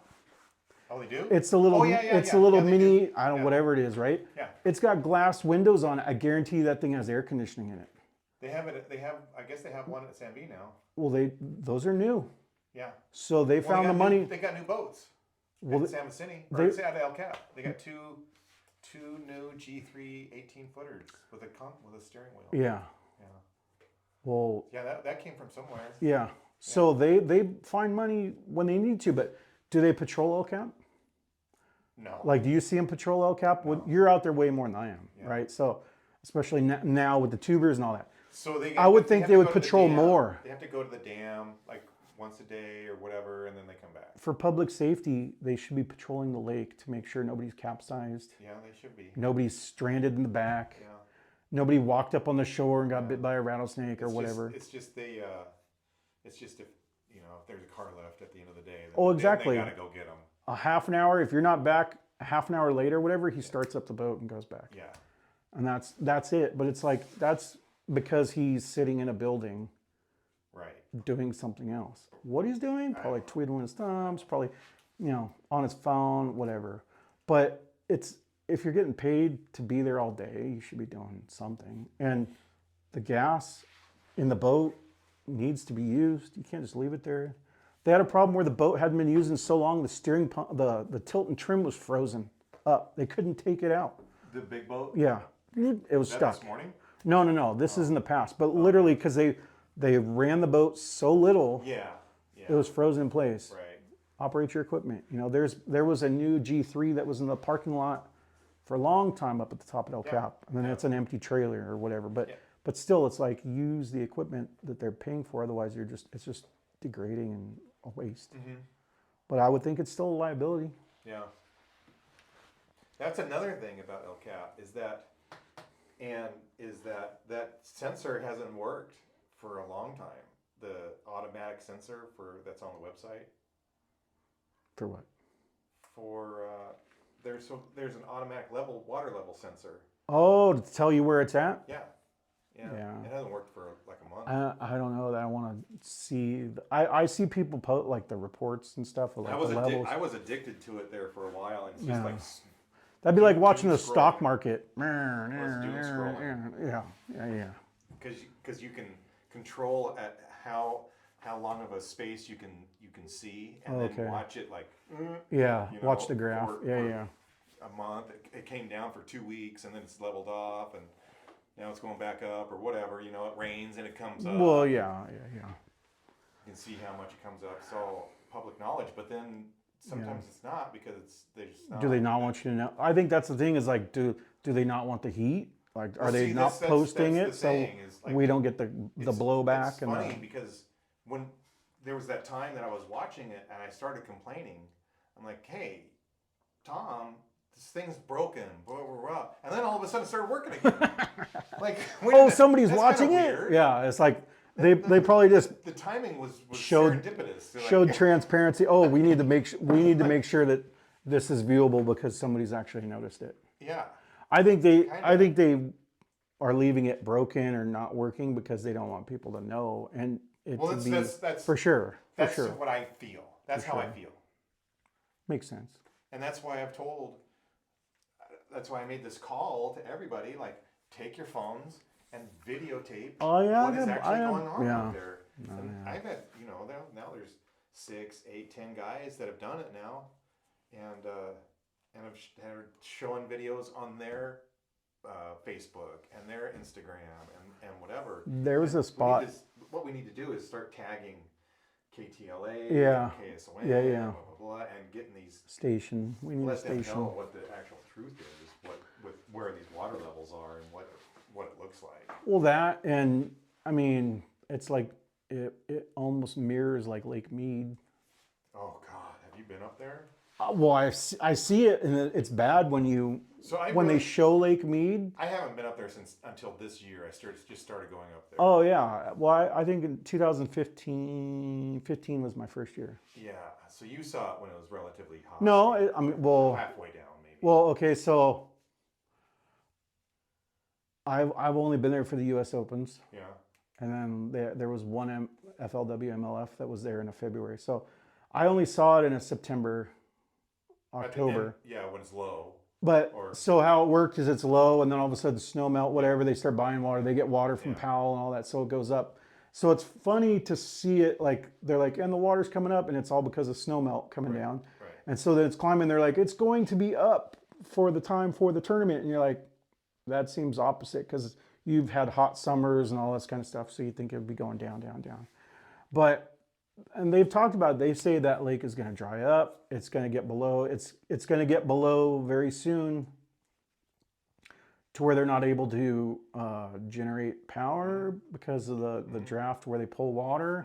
It's going to be what they call like a dead system and stuff. So they are going to, it's insane that something that deep, that immense, that volume is gonna be dry or gone. It'll be back to a stream, which some of the naturalists may want. Like there was the anti-dam, this and that. Yeah. But returning Lake Mead to a creek, even though the dam is right there, there's no water there. I mean, that's why you have dams, is to regulate your water usage, so it's not all or nothing or a little bit. But they're building Henderson at an alarming rate still. So where's the water coming from? They use a lot of toilet to tap or reclaimed water. So they do that for all their outdoor water use, like irrigation and stuff is all purple water, purple pipe water. But when you're building, like, I mean, safe guess, they probably have 1,000 homes at a time being constructed throughout that area of Henderson. Yeah. Easily, Yeah. I'm saying. Just because what you see when you drive by. Yeah. Where's that water coming from? Where's the new water coming? They're just sucking it down. Okay, well, we need more rain, we need more snow, whatever. But what happens when it's still so low? It's a very small percentage of what is getting pumped downstream for California's use. For Yeah, but agriculture and for whatever. what happens to Henderson when that lake I don't know. is gone? I don't know. I mean, They're are not they gonna- gonna? They're not gonna. They're gonna just shut it off. They're not gonna let it get that low. I think. Well, So have you heard the new thing of what's going on right now? Is Lake Powell is in trouble of going to dead pool by the end of the year. I think it's by the end of the year. So if it gets drawn below to where they can't suck out water at transfer. a certain level, so there's 2 outlets on the dam, and if it gets below the first one, the second one is working, but the second one doesn't work very well, and it's going to cavitate, and it's going to actually destroy the dam. Gotcha. So they can't Harmful. do that. They got to let it. So they started pulling water out of Flaming Gorge. Oh no. So they're drawing millions and millions, Oh, and no. millions, 100 million gallons out of Flaming Gorge to offset Lake Powell. That's so a Lake beautiful Powell doesn't place get too. to that low. Yeah. So that's what they're doing at this point, and people are just fucking losing their. Oh, mind. yeah. They're losing their mind. Well, same thing. If now in around Flaming Gorge, all those communities, and if that's their reservoir, their watershed, same thing. When you start saying, "Oh, you're gonna, we're gonna send it over here," it's like, well, make sure we have enough for us, and all that kind of stuff. So yeah, it's Wyoming. That's Wyoming. So anyway, and then Borders both so Utah and Wyoming. before it gets to Deadpool, the federal government will step in and be like, "Nope, no more. There's no more madness. Yeah. Like California, you're cut off, or Arizona, you're cut off. Probably Arizona, because they're like you said, they're the last ones Yeah. to get their water. That's like the Tijuana situation with the they're Tijuana. they're going to be the first ones to lose their water Yeah. rights. Yeah. You know what I mean? Like, That's bad. it's really bad. Lake Mead is in, and it's supposed to be 20 feet down before the U.S. Open. From now? Yes. From now until the U.S. Open is supposed to drop another 20 feet. See that place? Billy has got to be losing his mind. That place. I'm looking forward to fishing it because the me U.S. too. Open is going back to Mead. Yeah. I fished the Lake Mead Open because I would much rather fish Lake Mead than Lake Mojave in a competitive situation. Yeah. But in Lake Mead shows you your graph that we were talking about your water levels, so you could track it from past years. I think they had like 4 or 5 colors on the graph showing where it was in those years and stuff. So you can kind of see, oh, okay. And then you show up and you're like, okay, well, I was here 2 years ago and the water was down 5 feet from the year before. And so you're able to kind of track where it is. But I mean, eventually it's going to be like, people are going to be like, this is all unfished, territory. Like, oh, I didn't, it's only what you've seen on the graph. The boats keep showing up on the bank, all that kind of stuff. Like that's the thing, is you don't really realize how many boat wrecks there were when the lake was high, unless you look up and you catch it at the right angle. I mean, there are boats that are so high and dry, that they don't even care about taking them off, But like there's so many boats that are underwater too. Dennis and I were there last time. We found one with the forward facing. Like, Really? oh yeah, there's a freaking boat. Oh, with your graph. Oh, Oh okay. yeah, no, yeah, it's still yeah. in the water. Yeah. Yeah.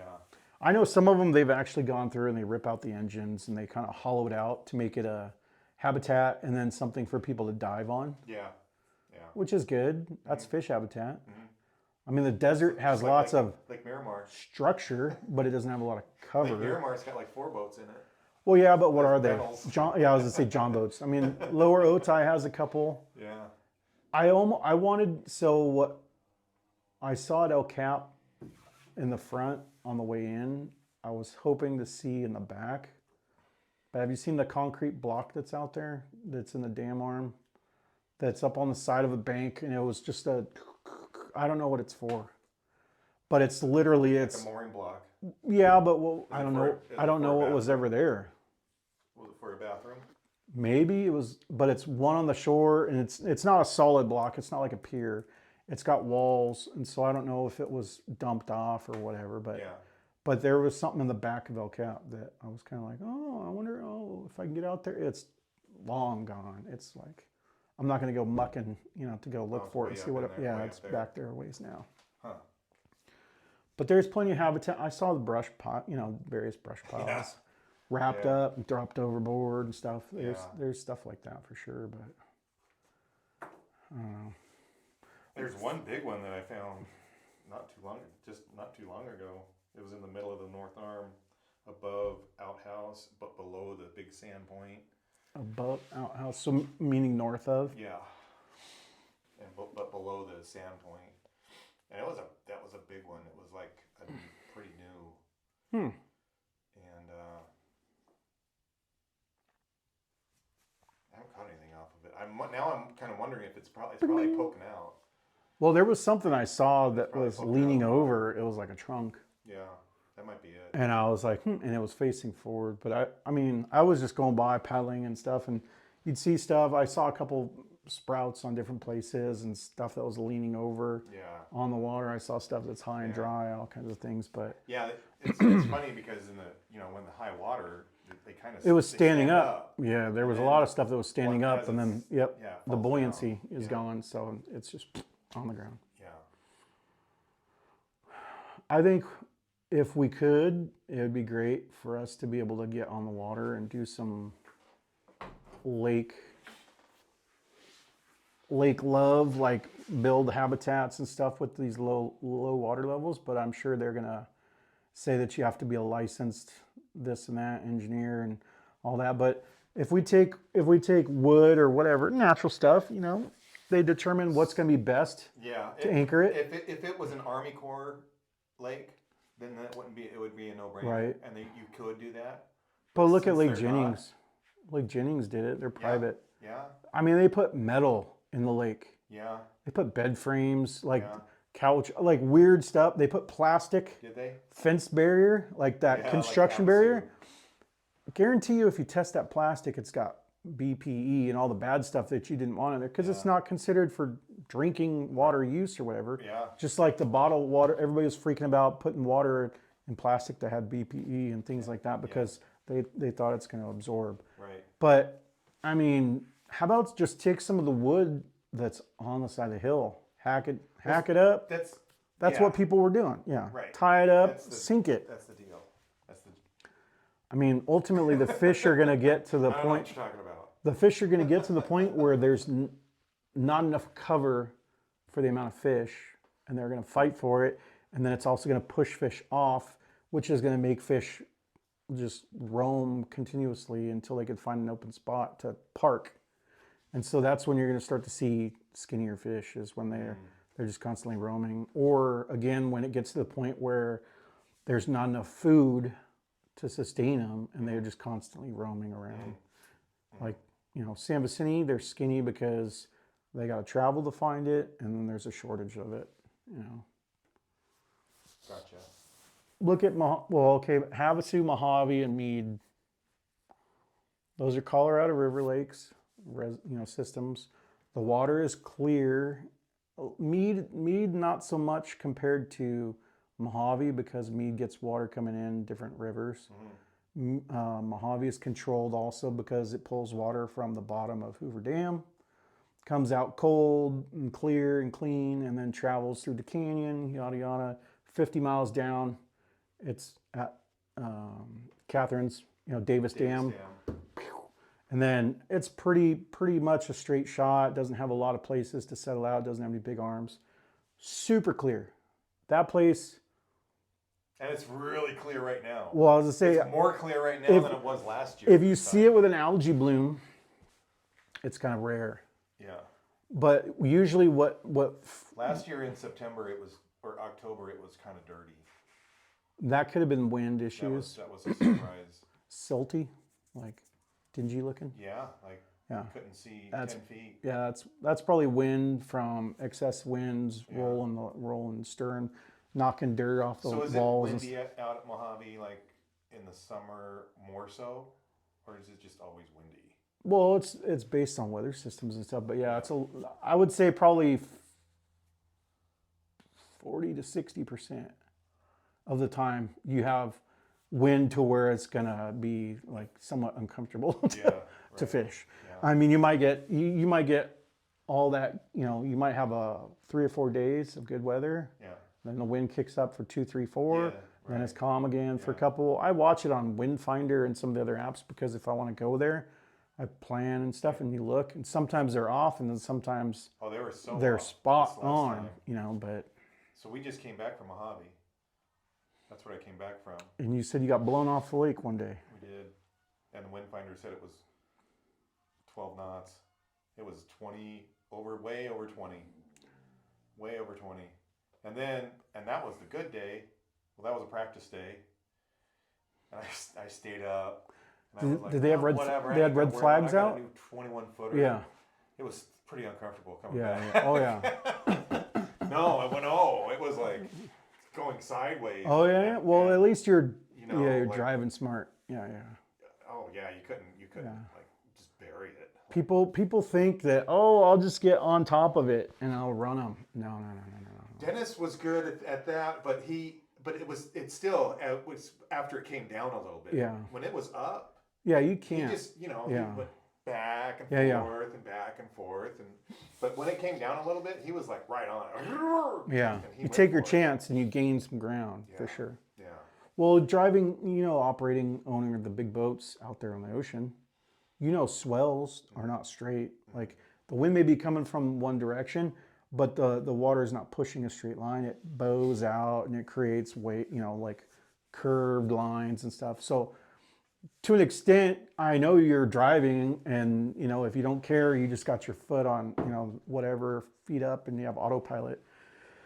But when I'm out there in a little boat, I'm almost like carving it up a little bit because I'll watch the sets coming through or you watch the swell because you don't want a bouncy hammered ride on a little skiff or center console. And so you're almost like, you could be like wandering a little bit, side to side or slowing down, waiting for the, that section of waves to die down and stuff like that. And the lakes out there the same way. I mean, it's one end could have wind and the other end doesn't. Oh yeah. Or it could be Oh, yeah.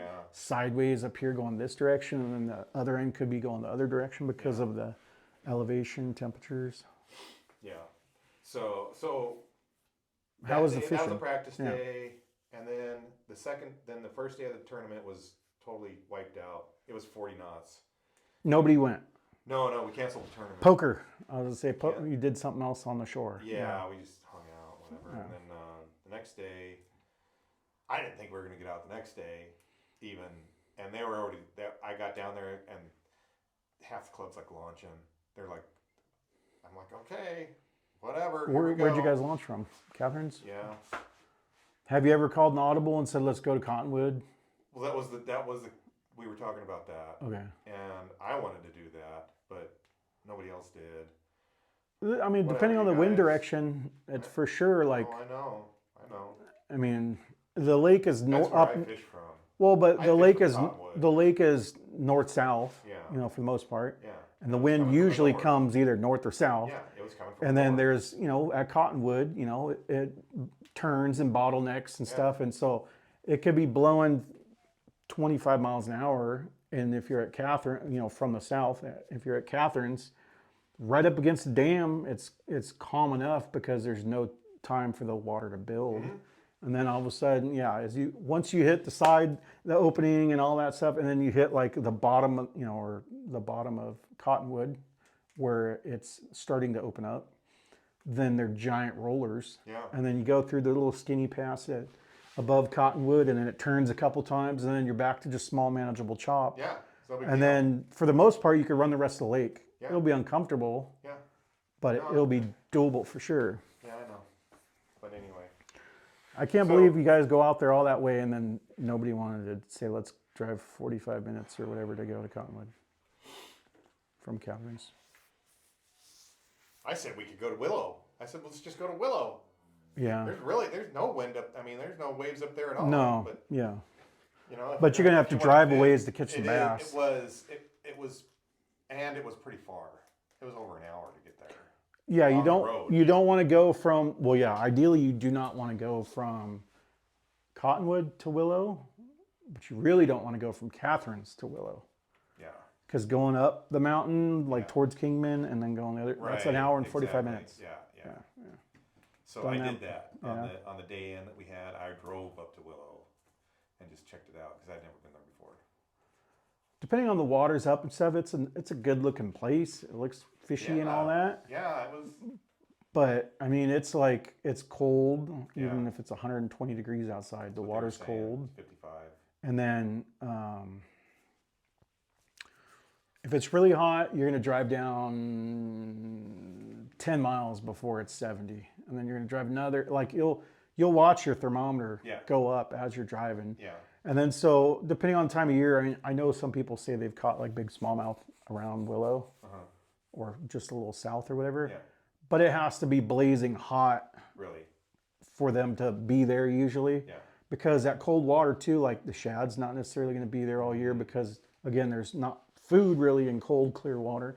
The green algae, plankton, all that stuff is more down in the warmer temperatures. So they're going to be limited to their forage or limited forage for those fish. Yeah. And so I've never seen bass further than, I would say probably mile marker-ish. 38, 39? What? Yeah. Oh, from Hoover down. No, well, yeah, so Hoover is Wait a like minute. 63. Willow is like 52, 53, 52, Yeah. 53. So I've only caught, and it depends on time of year too, but like it could be a little off. I would say it's definitely not like, I don't think it's in the 40s. Like I haven't seen bass. I've caught largemouth in the 40s. Yeah, but on 40 spinnerbait. what? And then what time? Springtime? 46. Really? Like. Like you know where Monkey Hole is? So no. You know So where? what is the? You know, you're going up, and then it starts to get narrow. Yeah. And Yeah. then there's another dog leg, Yep. Yep. and it's deep at that point. Yeah. And then it really starts dropping. Super wall. The first one was It's yes. on the right hand side. Sheer wall. Yes, Yep. yes. Yep. Okay, right below that. That's probably 38, I 30, had good 36. spinnerbait fishing up there, actually. Well, pretty good. Well, so my marker is if you go up further. So you go past the second power lines as you're going up, and Yeah, another there's- 10 miles past that. There's Monkey Hole comes down. Monkey Hole is from Willow. I want to say Monkey Hole is 48, 40, 46, 48, something like that. And then there's a row of power lines up there. There's a little, there's a rock face that has like a tube hole in it that you wouldn't know is there depending on the lake level. And that's interesting, but and that's where it starts. It's shallow and it has a lot of trees on both sides. Yeah. And so if the weather was warm, I would think there should be largemouth on all these trees and this and that and smallies all over the place. I don't see it. Yeah. You keep going a ways. Well, that's interesting. Where you're talking about, there's the one spot that I've seen that I could say is the farthest up. If you're going on the side you're talking about and you keep going north towards Willow, It's going to go through some turns, and then all of a sudden, and it's still kind of wide. It's not sheer canyon. Kind of goes up and down like this on the sides as you go. And there are some washes on the left that come in. Yeah. There is a cut that has a small wash that you don't see. There's a cut like a bay, and then there's an island with a tree in the middle of it, like a little tiny donut of an island. Yeah. And there's trees, like vertical trees, and then that's this bay. And that's as far as I've seen bass, like smallmouth, like up there. Interesting. But I've also caught them. They're smallmouth, but not largemouth. And it could be also time of year. That was in the fall.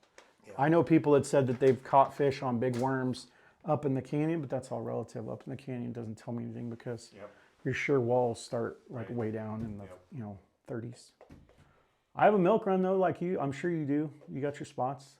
I'm starting to get them. Like I've made waypoints all over, and it's like you just show up. You just like if you don't believe in it, just pull into every cove that looks good, and then see if you catch anything. Yeah. And then pull into the ones that you've caught fish on. Yeah. Even if it's not even that year, just pull into them, and they're there. Like, why are they there? It's something in the food chain. Yeah. It's something in the food chain ecosystem. Yeah. But like, there's so much good looking water. And Yep. well, how'd you do in the tournament one day? Who won it? Greg Gardner. Really? Greg Gardner won. That's good. I'm glad for Greg. He beat me by. He's a super nice guy. I got second. I had second with 4 fish. I have reasons. I have stuff to blame it on. But Do you whatever. guys divulge? Do you tell people what you like? I tell honestly at this point in time. Was Greg catching him on a jig? I tell the club exactly what I do anymore.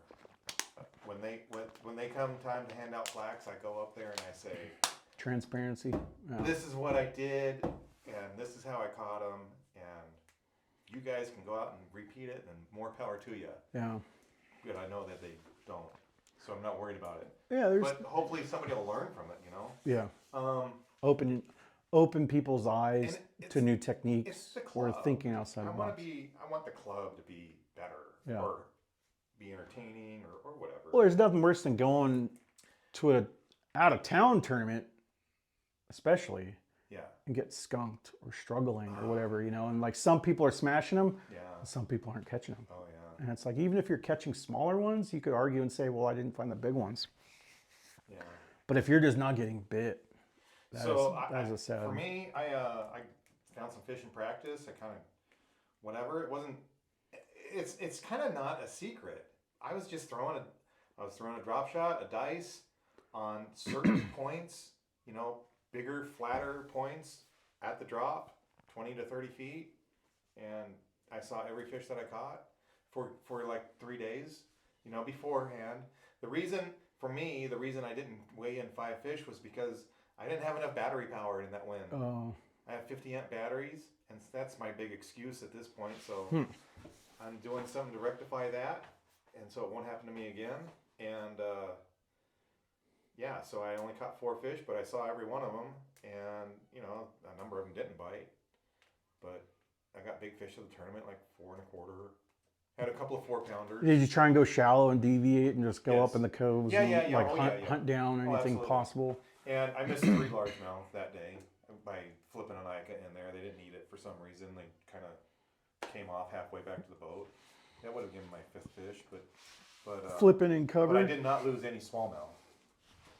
Are they bedding still pretty good? No. Like you talked about No. flipping. No. There's no very, very little fish shallow. Really? Yeah. There's beds up at Cottonwood, a little bit. Yeah. Maybe every 1 out of 30 has a fish on it. There's not that much. It's pretty all done. sparse, It's all done.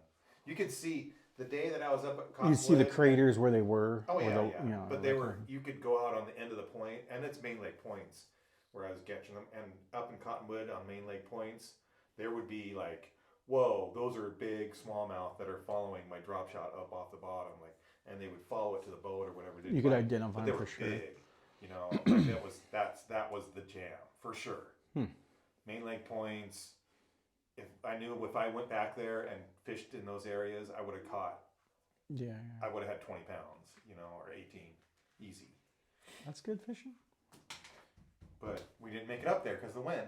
And Yeah, on the yeah. tournament Ooh. day, it was blowing again, and so I never made it up to Cottonwood, and I just had to stay down on my secondary areas down in near Catherine's. Power lines? Where do you guys like? Do you keep it to the marina, like no fishing in the marina? Yeah, that's off limits.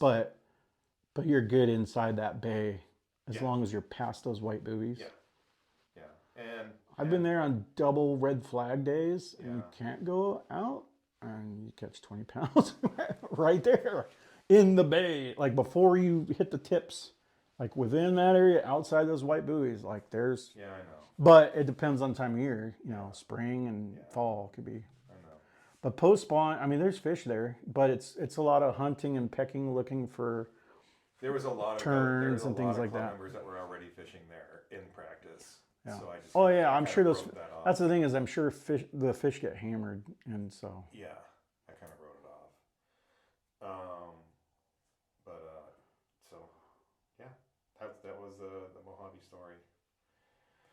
I'd like to join a club I had almost just for the tournaments to go out of town. I had 13 and a half pounds with 4 fish. That's good average. Yeah, it's smallmouth at Mojave. I mean, just catching them, Yeah. it's fun. Yeah, I enjoy new water and seeing stuff. Like my wife and I went to Clear Lake over Easter. That's what you're saying. Just as a hey, let's take a vacation. We need a break. We've been doing a lot of work on family stuff. Like mother-in-law house, anyways. But so we're like, yeah, let's go out of town. What do you want to do? It's what do you want to do? And I'm like, well, let's go. I'm like, instead of going to Mojave, I'm like, chance of wind at Mojave, high. I'm like, I don't want to be in the camper and I don't want to be stuck in the bay. I'm like, you know what? It's farther, but I'm like, let's drive to Clear Lake and go. I'm like, when Clear Lake is big enough, I'm like, there's very little times where I've been blown off the lake, whatever. And really never. One tournament was bad one day. So we went and we showed up and we got there like Friday too late, so we had to wait until Saturday to go through the tackle shop and get the sticker and the inspection, all that. And then it was kind of a lazy morning, so we went to the tackle shop, talked to David at Clear Lake Outdoors, and chatted up, and he did all the stuff. And we were talking about all our situations down south with the water and the inspections and stuff. Yeah. And so by the time we go back, we get fishing. It was like maybe 11. Yeah. And we started fishing, and the water was like 59 degrees still. So I'm like, oh man, this is cool, And so I'm starting to fish, and you're live up there to an extent is kind of useless because there's so much life in that lake. Right. Talk about a fertile lake. Right. Clear Lake would be obviously like textbook, like one of the, I would say, best lakes that they still kind of mismanage a little bit. But anyways, fish were there. Like it was just all bucks, a lot of small fish everywhere. But you're not seeing them necessarily on beds right away that first day. But we fishing, catch a couple. And then it's just like not the numbers that I would expect. And then we decided to stay north because we were in Lakeport. Stayed north, we're gonna fish north, not gonna make any runs, just fish around. So we fished pretty much down Lakeport. And you haven't been to Clear Lake, so I don't know why. You know where Rodman is? Okay, so Rodman's on one end, Yeah. and Lakeport's the other corner, basically. Okay. So that's like the western, Yeah. north, on the map, the lake goes like this. So that's like your western, northwestern. So that's all like shallower, should spawn early because it's warmer and shallow water. Lots of sunlight as the sun passes. And it was just like a dink fest. And then even the bass that were up were like not hungry. They were like focused on each other, looking at your stuff and then swimming away. Yeah. And so it was like, not great. And you can't really go offshore around the lake and just expect to find stuff because that lake is so shallow on the north end. Yeah. Like we're talking like 10, 15 feet. You got to go a ways before you start hitting 20 and stuff. And then it's kind of featureless up there. Yeah.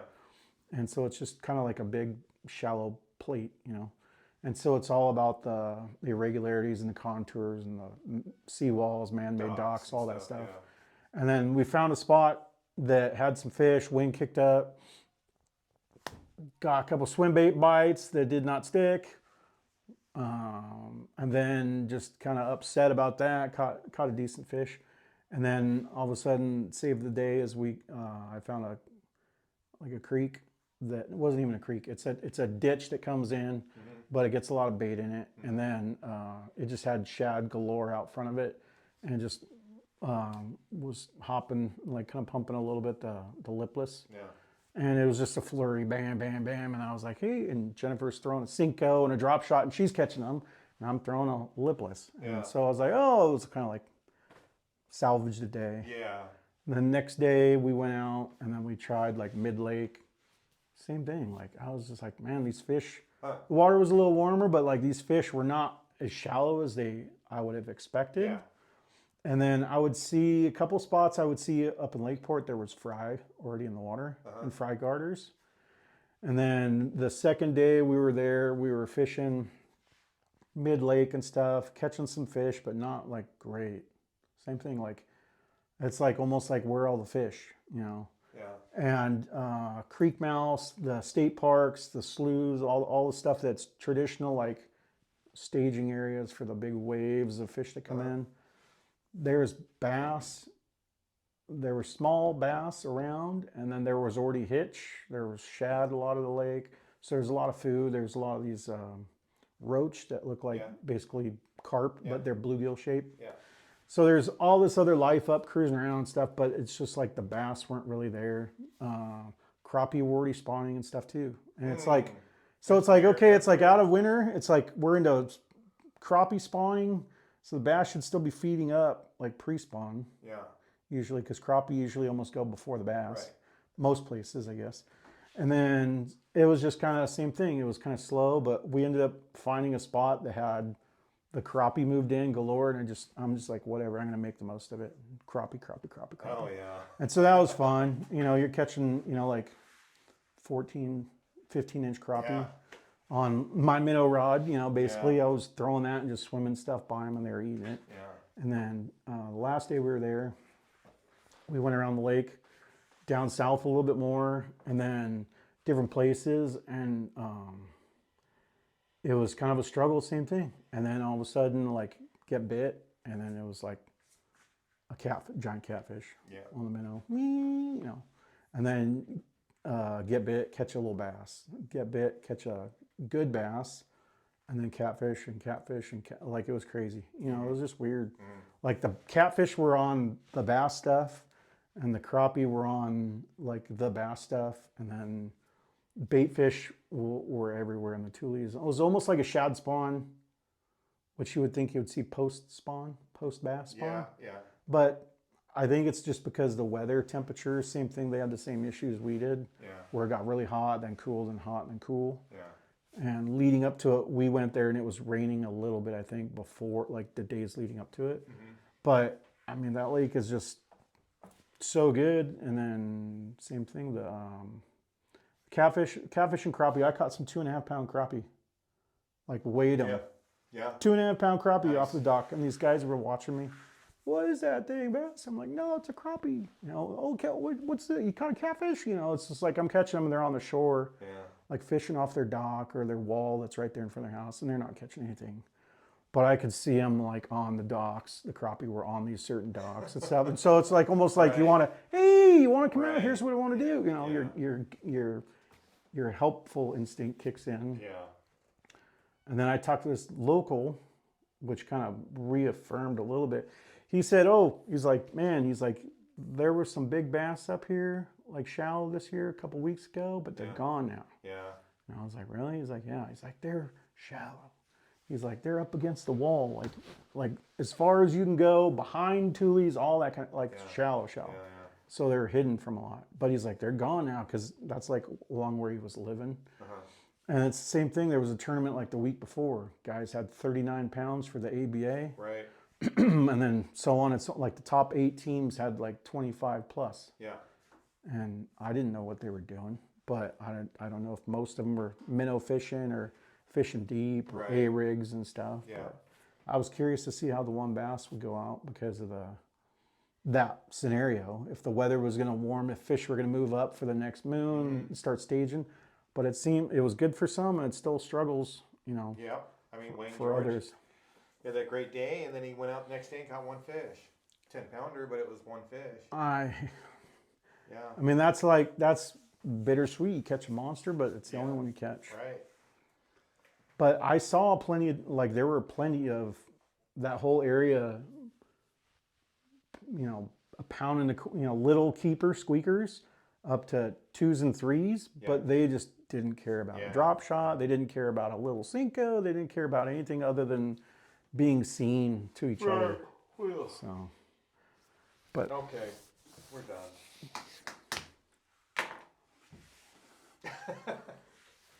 My bedtime.